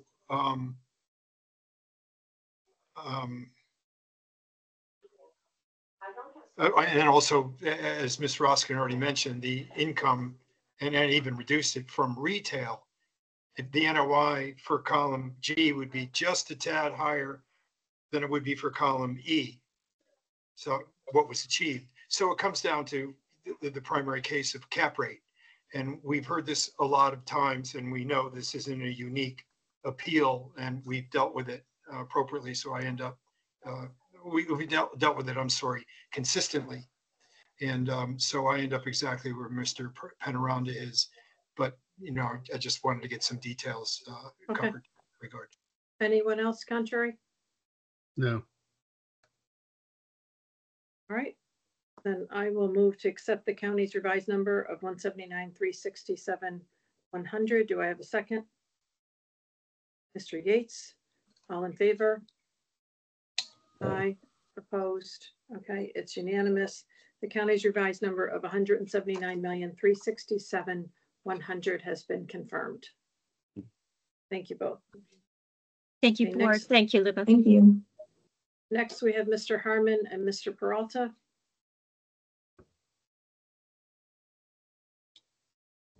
Do we have Mr. Oh, there we go. Okay. Next case on the agenda is RPC 34027-584 at 2777 Crystal Drive. Mr. Harmon, you can start with your 8 minutes and tell us about this property, sir. Yes, thank you, Madam Chairwoman, members of the board. Rob, good morning. So 2777 Crystal Drive, this is a 326,000 square foot office building. This property has been completely vacant since GSA vacated in March of 2022.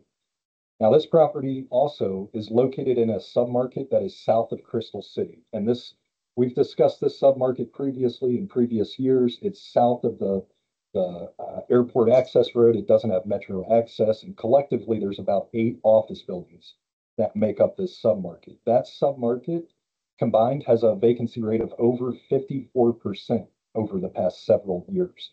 That's 54% vacant, and that's including the fully owner-occupied Lytle building. If you remove Lytle, that vacancy rate for this submarket south of Crystal City goes up over 60% over the past few years. So it's a completely vacant building in a very difficult submarket as well. Now, the current assessment for this building is $181 per square foot. Remember, this is a completely vacant property. And Rob and I did confirm that when his requested inspection in December of last year was granted. We saw firsthand that the building's gutted. It's completely vacant, nobody in the building. Now, this $181 per square foot, the current assessment, this compares with sales comps in 2023 of office buildings that were for buildings that were better located and better occupied. These properties that both sold in 2023 were metro accessible and had occupancy of about 60%. Those properties sold for $83 a foot and $102 a foot. So how do we get an assessment on a property that's in a worse location, 100% vacant, so worse occupancy, and yet the assessment's about double what the sales comps were? Well, if we look at the assessment in the county's test column, we see a couple of red flags in the county's assumptions. Primarily, this is the rental rate assumed and the operating expenses assumed. So for the rental rate, the assessment assumes a rental rate that is much higher than both what this market supports and much higher than what the county has assessed the vacant space at the neighboring properties. Just as way of context, this property is connected to 2733 Crystal Drive on the first floor. So it has a sister property. That sister property has the vacant space assessed at $32 a foot. This one, you can see the assessments at $42 a foot, and then the revisions at $39 a foot, much higher than the equalized comp next door. So where does the county get their numbers? Well, in their response, they cite a March 2017 lease that's been escalated for 7 years as a comp at the neighboring property, but that's, 7 years ago, that's a completely different market. That's not really comparable to the market as of January 1st, 2024. The county in their response also cites CoStar, and they misstate that it's CoStar asking, it's actually CoStar's estimate. CoStar estimates rents, and that's what the county relies on. Issues with that, CoStar, if you ask CoStar, where does this CoStar estimate come from? We've asked them. CoStar doesn't know. They'll say, well, it pulls from the market. Okay, which buildings does it pull from? I don't know. I can't tell. So CoStar's estimate, it is a data point. How reliable it is, I don't think it's very reliable. They can't articulate where that number comes from. So in addition to, relying on a CoStar estimate that's not really articulable as to where that number comes from, relying on a 2017 lease to justify these rents that have been imputed on the assessment and the test.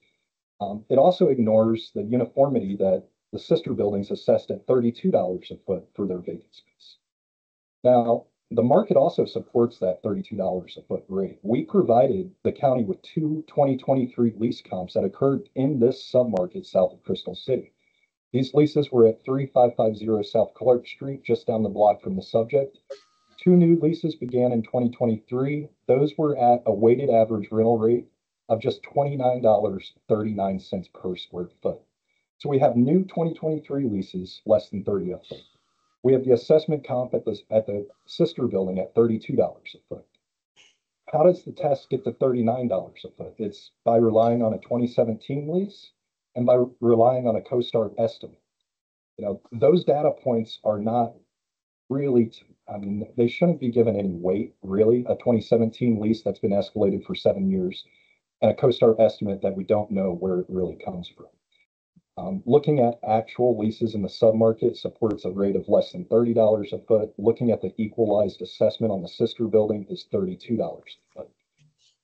So the other big red flag on the assessment is the operating expenses. This is both on the assessment and the county's test. The operating expenses the county has assumed for this property are $6.25 per square foot. Now we've discussed enough offices in the county this year and years past to know that $6.25 a foot is low. That's very low. Typically, when we're looking at properties, we're seeing stabilized operating expenses at $10 to $11 per square foot. We provided a sampling of I&E surveys that were submitted to the county for 2023 that shows these do trend in that $10 to $11 a foot. Now, I assume the county's relying on what this subject property actually incurred when GSA occupied the entire building. But keep in mind, when GSA was occupying the building, they were handling many of their own operating expenses directly.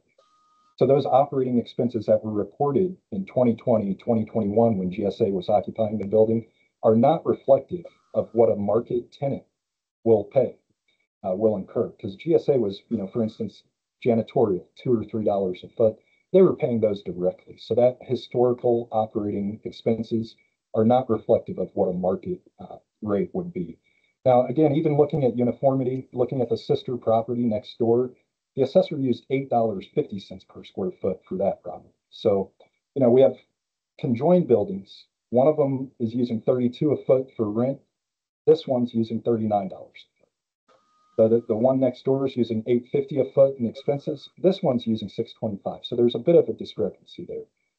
Finally, the cap rate. Now, this is, this is kind of wild, but the CorePax report that the county testified they relied on to develop their cap rate for this property concluded that the cap rate at the low end, which was for the Microsoft building in Roslyn, would be 7.25%. The assessment's cap rate for this property, not in Roslyn, not occupied, 100% vacant, this property's cap rate is 7.65%. So that's a 40 basis point difference between the low end of the county's expert report that was valued using the 92% occupied Microsoft building in Roslyn, that's a block or two from the metro. Only 40 basis points added to the cap rate for this property that's not metro accessible. It's a mile-long walk to get to the nearest metro, and it's 100% vacant. So, the cap rate is definitely below market as to what a willing buyer would value this property at as of January 1, 2024. Just those are the points. The rental rate is too high, not supported by market leases or assessment comps, and the operating expenses are also not supported by the market or assessment comps. Thank you.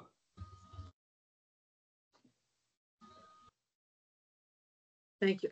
Excuse me. And Mr. Peralta for the county, please. Can you turn your microphone on, sir? Yes, thank you.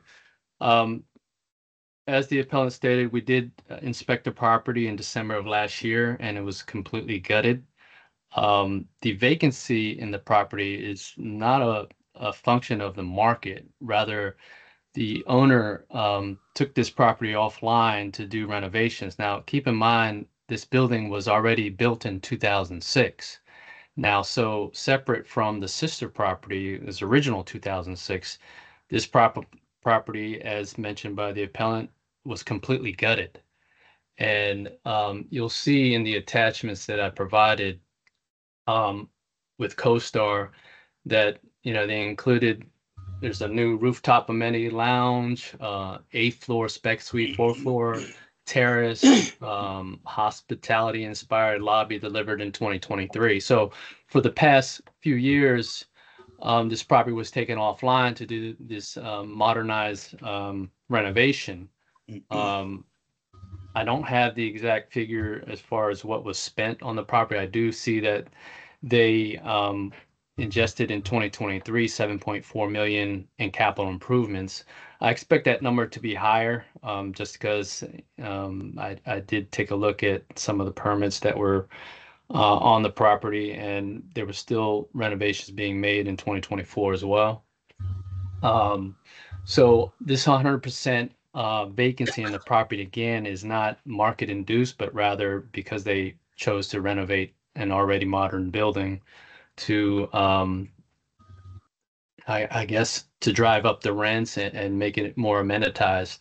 When looking at this property compared to the sister property, as Mr. Harmon pointed out, there is a difference there in quality. When looking at this property, we do see that the estimated rents are much higher than the sister property, which you'll see before the board in a later date. But as far as this property, we do see that they spent money to renovate the property and achieve higher rents. When looking at the original assessment, we did value this at $42 a square foot. And then upon the review, we did make adjustments to that to $39 a square foot, which is on the lower range of what was suggested by CoStar. We did look at several leases and comparing the other sister property as well. Again, we feel that the sister property is of lower quality, if you will. It's original 2006. And then looking at the rates that were on the sister property, they averaged, if I remember correctly, they were lower in their rent roll as far as what they were achieving. Overall, I believe the average was about $42.34. Again, we're factoring $39 for this entire property. We're making the deductions below the line based on that estimate of $39, and we're taking an additional excess vacancy below the line. When we're testing this property, we did see that the history of the property speaks for itself with regard to the expenses. And, that's just one, I guess, variable of this entire property. If you look comparatively at the NOIs in previous years, when the property was 100% occupied, you'll see the vast contrast between that net operating income in 2020 and 2021 versus what the county has provided as their net operating income for 2024. So when testing, we did find that the test still provided support for the original assessment, and that's what we're asking the board to support the original assessment. Thank you. Okay, thank you both. Questions from board members? Mr. Yates. Jordan, when was the renovation completed? So there's no renovation. The lobby was being renovated. The rest of the floors have been gutted. I don't know what Mr. Peralta was referencing there, but when we saw it, it had been gutted. The lobby, so it's a combined lobby between the two buildings, that was being actively worked on when we inspected it last December. The rest of the property had just been taken down to shell, so it wasn't. When was it taken to a shell? I'm not certain. I know that GSA vacated March of 22, so I would assume between March of 22 and December of 23 when we inspected it. Okay, other questions? No? Oh, Mr. Metzgen. For the appellant, you said the department and the appellant agreed that the subject building is gutted. And the department said that's so that they can upgrade it and presumably get higher rents.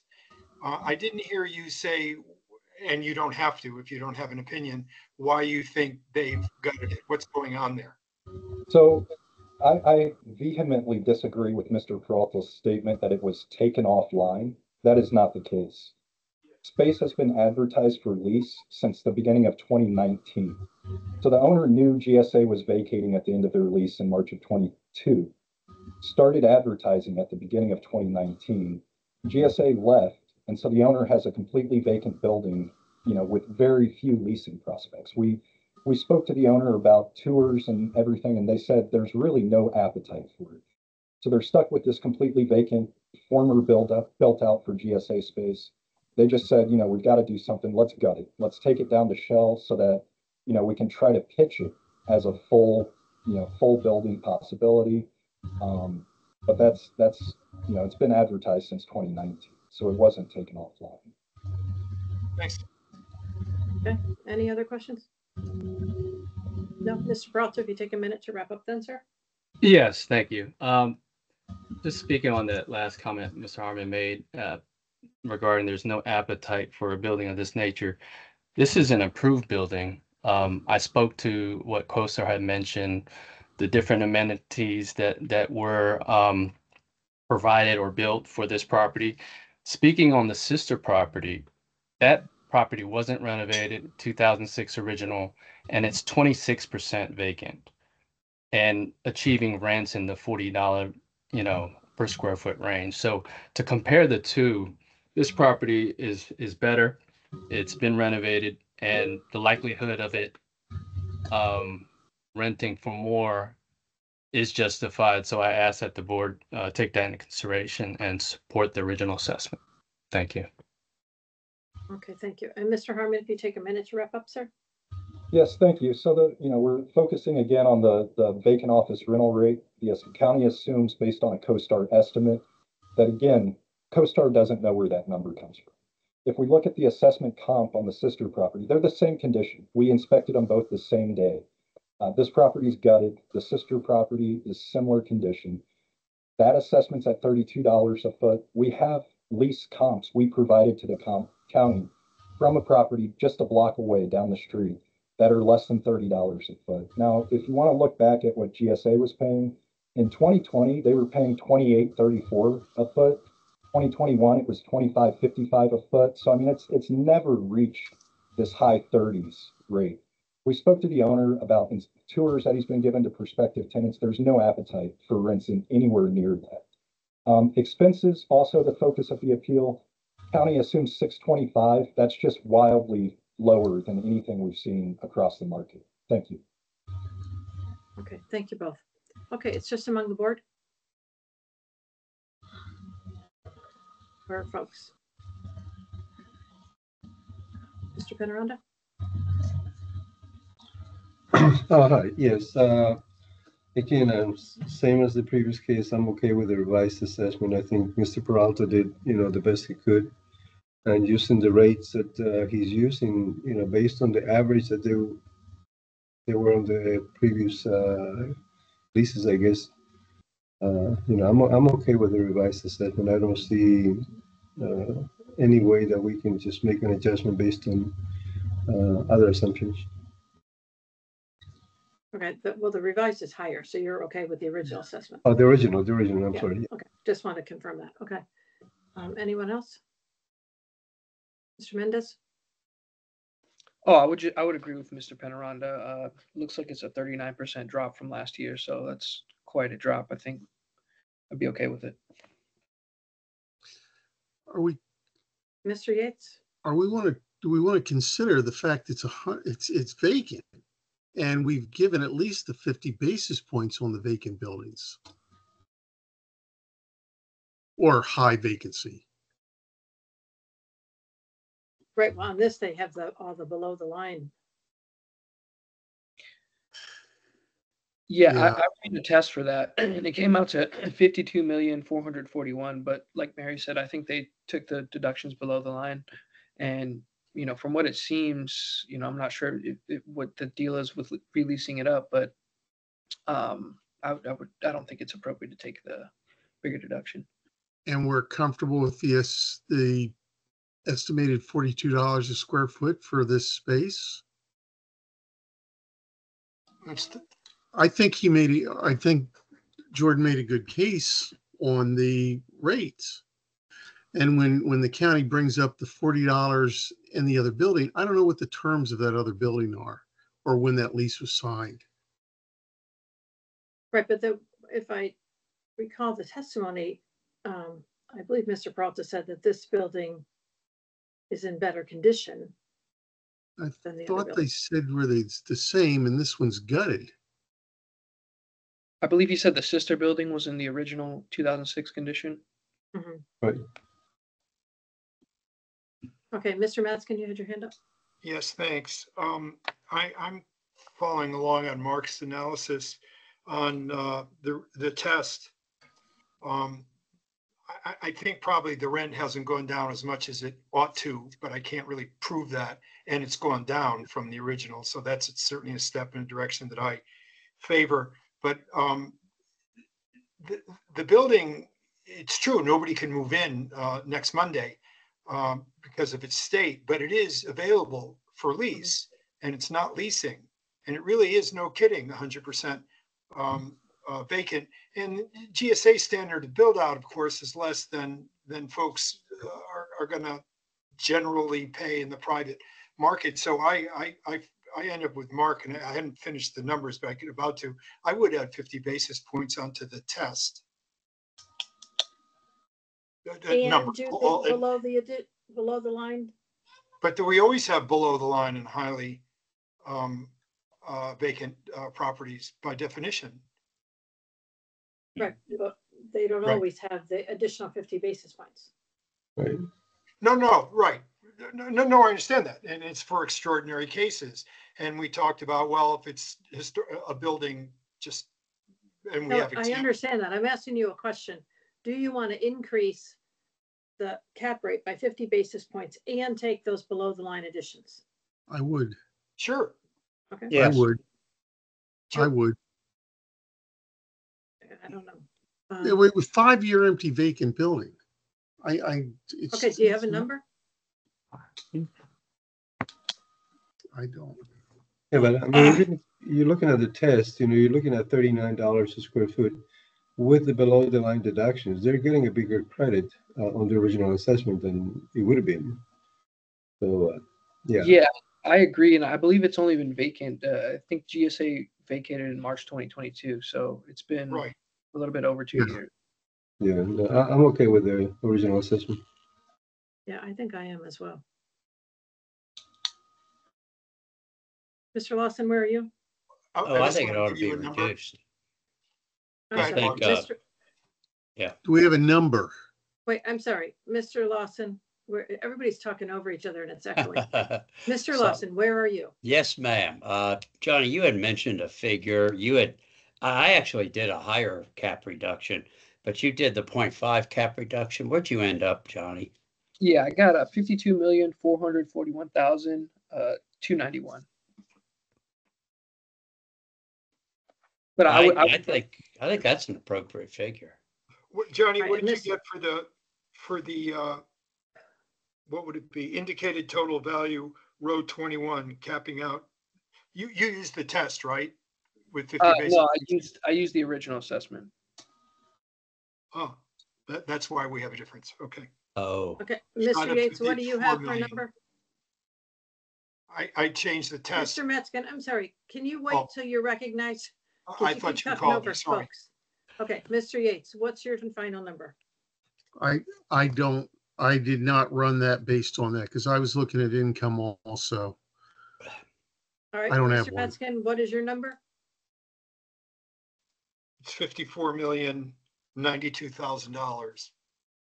And again, it's increasing the cap rate, as you know, on the test because there are some revised numbers based on newer information in the test than there was in the original. Okay, so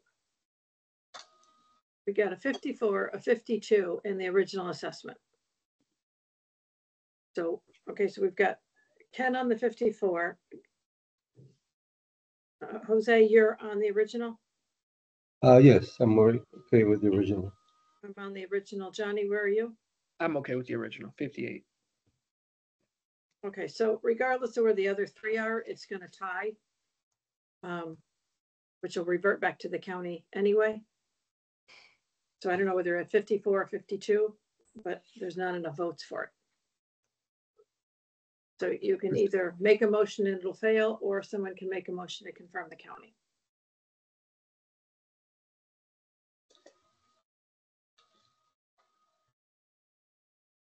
Mr. Metzger.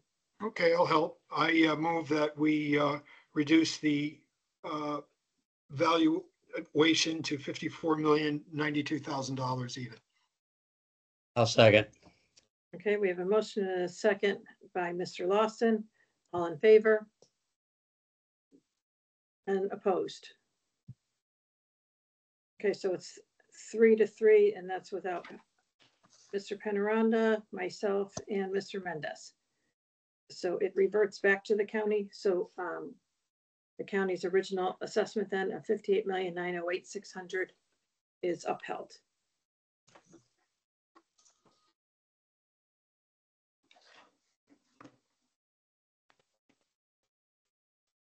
Okay, that brings us to the last case on the agenda, RPC 36018014 at 550 18th Street South. Mr. Harmon, you can start with your 8 minutes and tell us about this property. Yes, thank you. So this is 1900 South Eads. It's the Crystal House Apartments. Now this appeal is bifurcated between the existing apartments and the additional development density present at the property for multifamily infill. That's what I want to start with, is the additional development density. This property has a site plan in place to develop an additional 825 units that are restricted to be 75% or higher committed affordable units.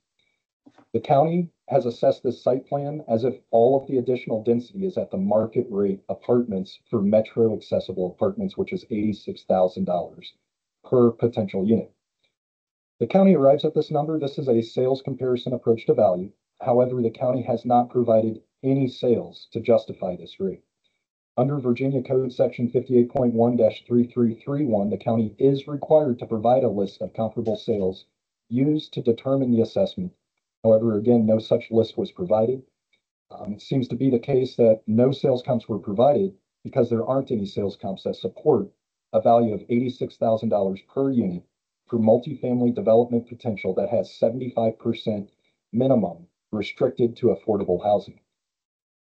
Now, the county's guidelines do state that there's an adjustment made if a site plan has 100% committed affordable units. It's assessed at a lower rate, but for some reason, 75% doesn't reach that threshold. I don't know where that threshold comes from. I don't believe it's based on any sales. We are doing a sales comparison approach. I don't think there's any sales that say 75% committed affordable should be valued as all market, and 100% committed affordable should get a reduced rate. It seems to be just kind of an arbitrary cutoff there. We do have market data to look at when evaluating the site plan as to what is the fair market value as of January 1. What would a willing buyer and willing seller transact at?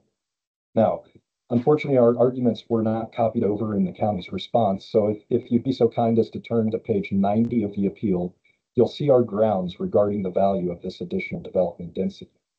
The site plan, this site plan specifically itself, was sold as an option to a willing buyer on December 31st of 2020 for $40 million. The option contract begins on page 135 of the appeal.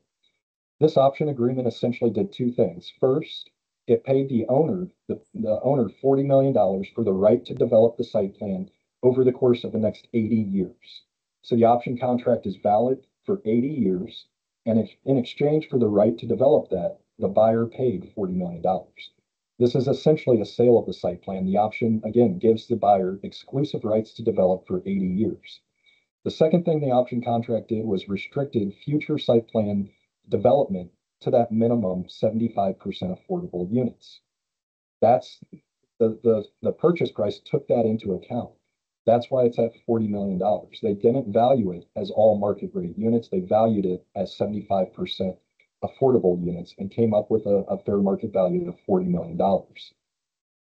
Now, the current assessment for this property, again, values it as all market rate units. This is the county's guideline rate for market rate units that are within a half mile of the metro.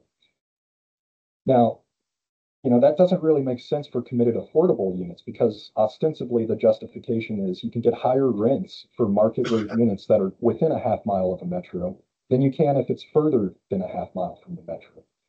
However, committed affordable units, you can't raise the rents above the area median income. That's your standard. So metro accessible or not, you're restricted by the AMI.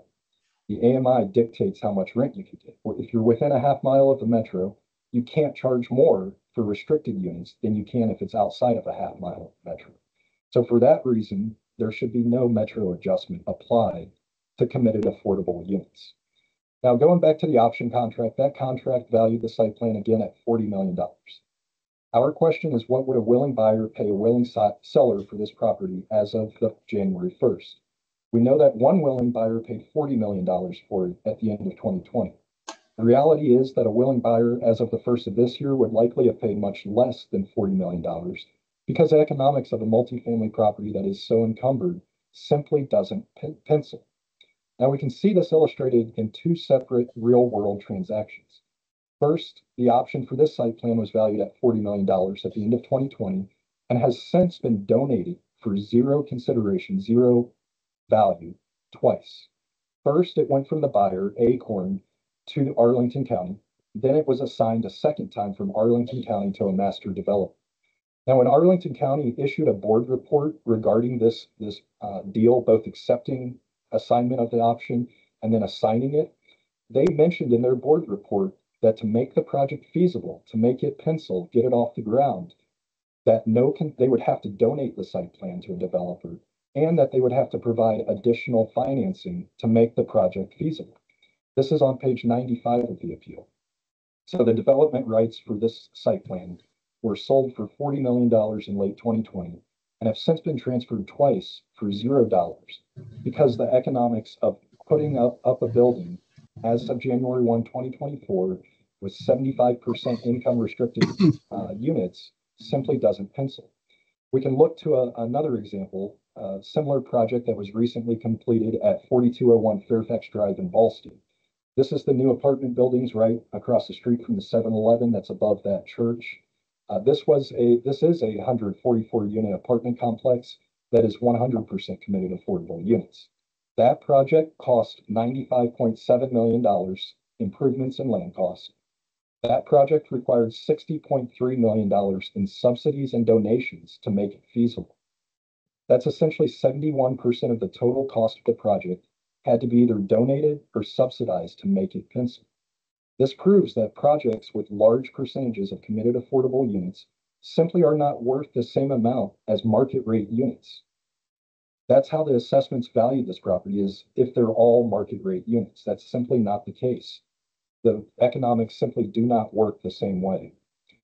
Knowing what we know about the transfers of this site plan density, the maximum value should be the $40 million that the option to develop it for the next 80 years actually sold for in late 2020. Now, looking at the county's test for the existing apartments, we see that NOI is basically right at where 2023 was reported. However, the county does acknowledge in their response that this property is transitioning from 100% market rate units to 75% committed affordable units over the next few years, and as such, NOI is projected to decrease. Additionally, the cap rate the county has used for the existing apartments is below the range of 2023 sales comps, as we heard in a prior case, and at the very low end of all the surveys of investors of this type of product. For instance, the PwC survey, this is the lowest cap rate you can find with the investor surveys. It comes in at a 5.323% cap rate versus this property's cap rate at 5.35%. Essentially, the county values this property as one of the best buildings in the Mid-Atlantic region. Additionally, a buyer, as of the first of the year, knowing that fewer and fewer units will be market rate in the coming years and more will be committed affordable, would impute a higher cap rate to account for that. Thank you. Thank you. Excuse me, Ms. Shuttlesworth for the county, please. Yes, good morning, everyone. So the property is a high-rise apartment built in 1963 with the effective age of 2000.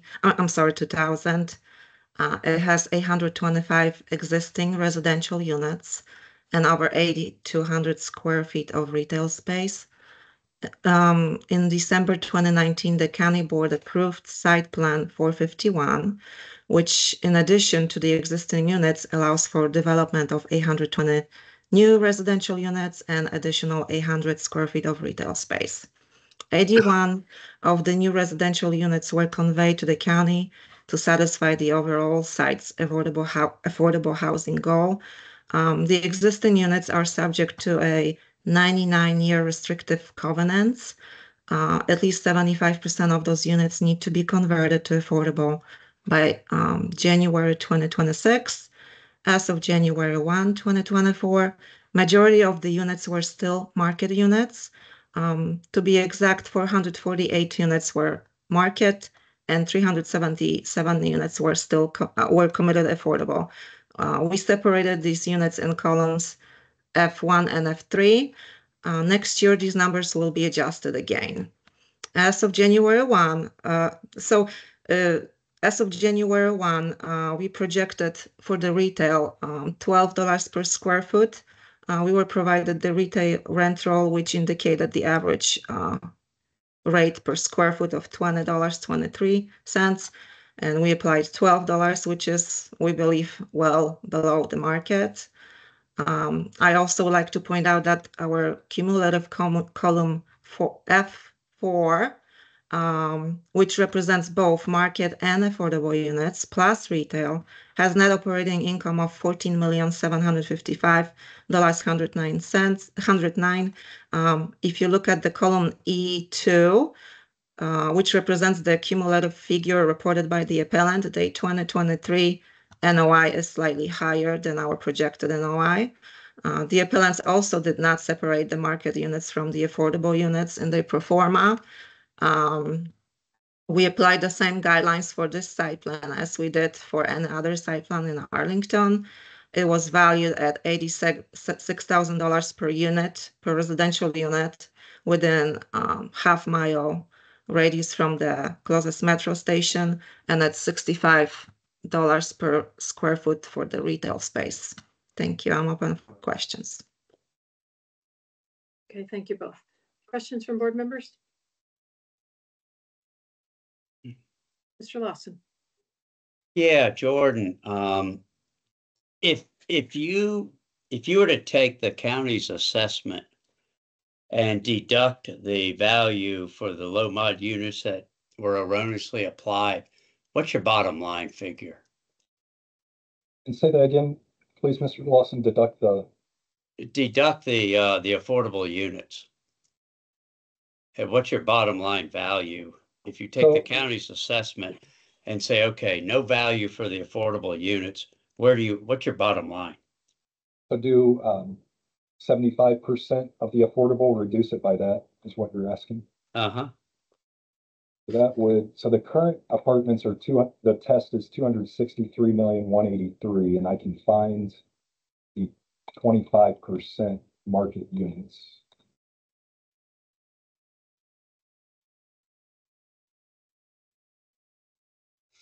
What the county's done is prorated as they get converted. And just to clarify, you're speaking to the additional density or the existing units? No, the bottom line, the whole property. Okay, if you deduct the 75% affordable units, what is the bottom line for the whole entire property? If you do what you're arguing we should do. So if you remove the 75% committed affordable density,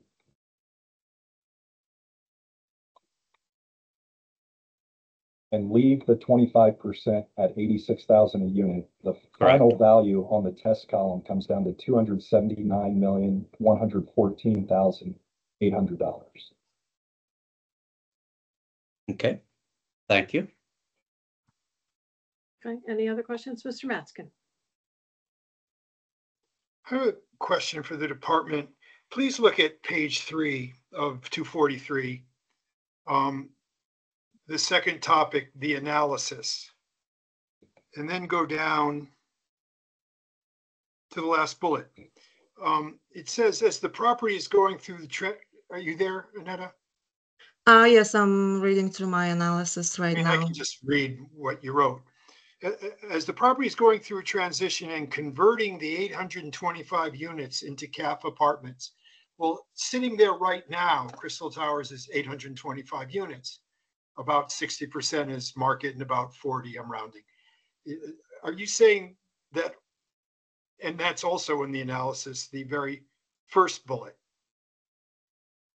448 market units, 377 cap units. So Mm-hmm. are all 825 going to, as it says in the last bullet under the analysis, they're all going to become committed affordable, and then of the new ones, 75% will be committed affordable? No, so I believe the last bullet references the breakdown as of last year. I just wanted to show the board how many more units converted into affordable as of January 2024 versus January 2023. So the minimum requirement per restrictive covenants is 75%. On the As new of ones? Yes, for the no, for the new. So okay, so the existing units, which is total 825, we had to break them down into market and affordable as of January 1, 2024, as we do each year. And the agent provided us with breakdowns. So as of January 1, 448 units were affordable, and 377 units were, I'm sorry, 448 units were market and 377 units were affordable, which is roughly 45, 46%. So they're not at 75% yet as of January 1, 2024. The number of affordable units more than likely will increase as of January 1, 2025. Then we'll have to adjust our breakdown and redo the calculations. When there's a build out over this year. So that converting the 825 units, you meant converting because there's more units, and so the mix of cap and market will change. I guess that's yes. So as the number of affordable units keeps increasing and the number of market unit as the increasing number of affordable units and decreasing number of market units, the income anticipation will keep declining, obviously, right. because the mix is favoring affordable over yes, time. Over time, so that's why you reduced $1 million in F3. And our column F2 actually combines income for both market and affordable units.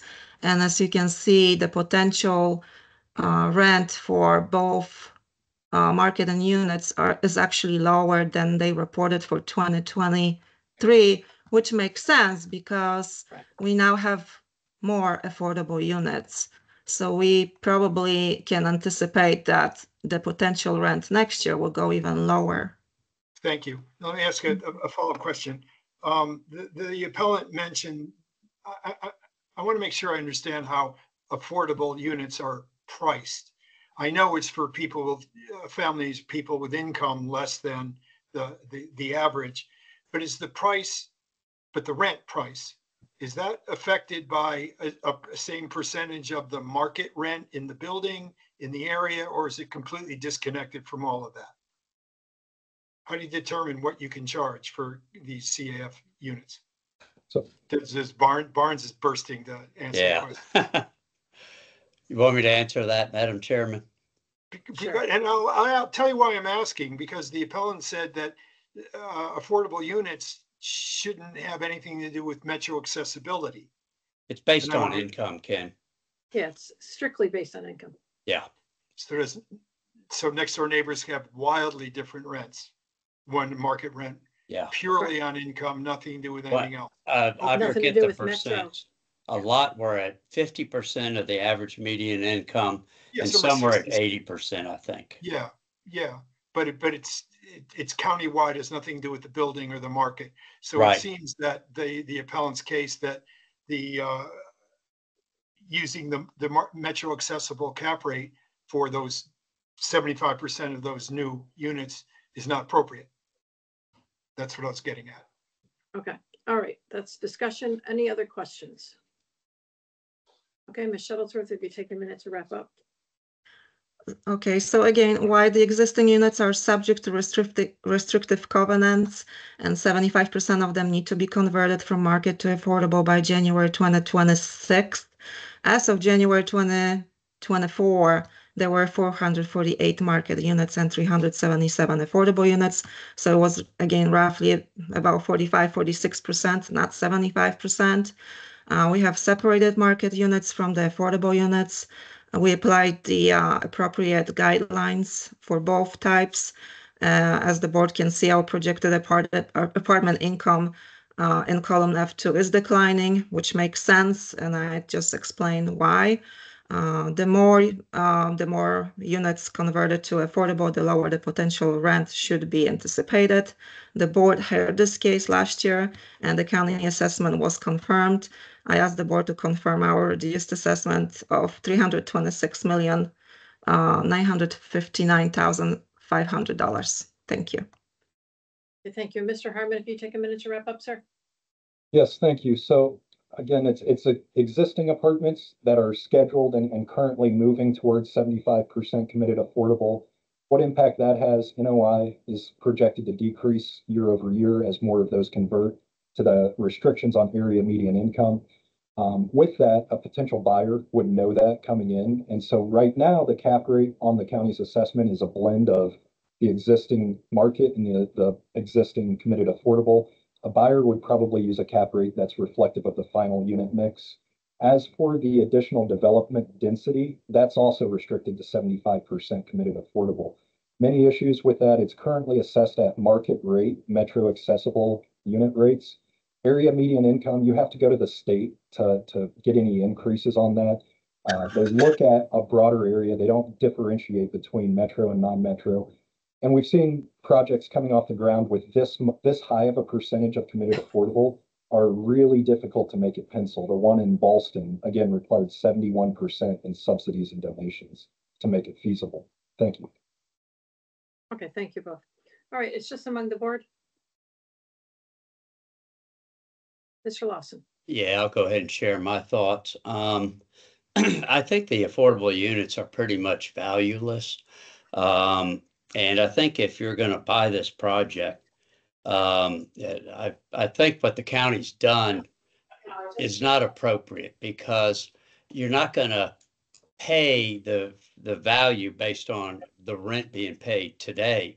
You're going to value it based on the rent that's going to be paid when the whole requirement kicks in.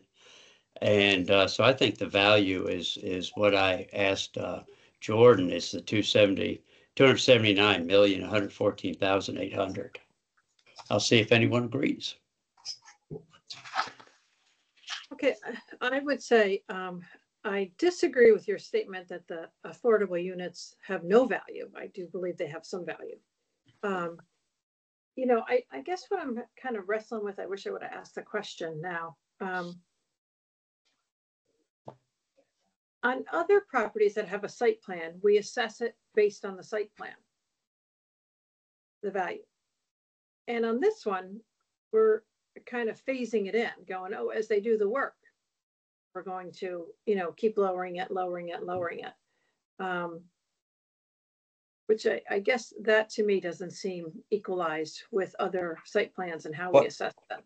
What they're doing, Mary, I think, okay, I'm going to speculate a little bit. I think what they're doing is as the existing building vacates. No, I understand that. Can I finish my thought? Thank you very much. Oh, sorry. You know, and I understand what they're doing. They're saying, you know, just to keep it simple, there's 100 units, 20 have been converted. So now we're, you know, assessing market at 80 and we're doing that. But under any other site plan, if the site plan is approved for something, you know, we assess it based on the site plan use. If this was the other way around, which I realize in Arlington County, this isn't going to happen, but just bear with me on the example. If this was a total building of committed affordable that we were at, you know, 20, whatever in the future, and it said they no longer have to be affordable, and now the site plan is going to be converted now to market, I can assure you that the county would be assessing it then all of the units on the market rate. You know, so in this instance, it just seems like we're not necessarily being fair. If the site plan's approved for 75%, I'm not sure it's appropriate that we wait till they're all converted. Right.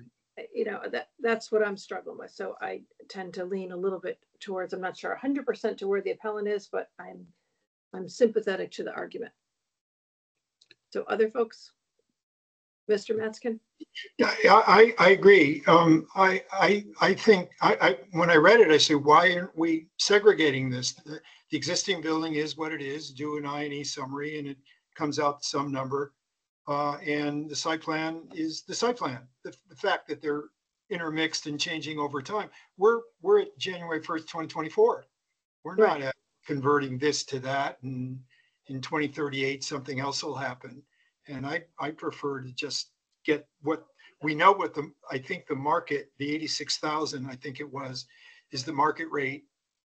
I'm sorry, the site plan rate for market rate apartments, and clearly 1/4 of those new site plan units should be valued at that, and the other should be the other 75% should be something less than that. And I'm wondering if we know what that is, because they're sure not, as the appellant pointed out, a lot of sales. I don't know about zero. I know it has to be subsidized. They have Maybe value. it is zero. And also, I would disagree with a statement that Ms. Shuttlesworth said that we confirmed last year. We didn't confirm. We actually lowered it last year, $5 million. So I don't know. This is tricky. Let's let some other folks go. Mr. Mendez. Yeah, so this is a 10%, almost 11% increase from last year. And the appellant said something that really, I think, is very valid in this case. Since everything is making the transition to committed affordable, an eventual buyer would take that into account. And I don't know if they would be paying this price. So with that said, I don't know if I'm as low as Barnes, and I don't necessarily know how to get there, but I might even entertain the idea of going back to last year's assessment at 294. Yeah, Let's see what others. Yeah. Okay, Mr. Yates. That's where I am too. They're contracted to go affordable. I mean, there's no way around it. Right. We don't know what that number is. We can't give it zero. This is going to pan out over the next year and a half to, last year's number. Yeah, I would agree with that. Mr. Lawson, you had your hand up. Yeah, the reason I'm saying zero is once they're built, then there is value because there is income. But when you're getting your approval, you agree to do the low mod in order to get the market units. Right. So that's why I'm saying that at the time of the approval, it's zero. But it looks like Johnny's probably offered a more appropriate compromise. Mr. Penaranda?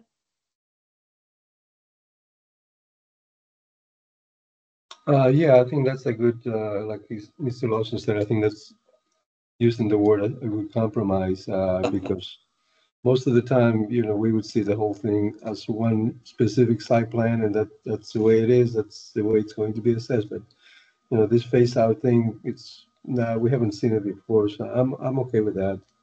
We're going back to what Mr. Mendez suggested. Okay, Mr. Mendez, would you like to make a motion, please?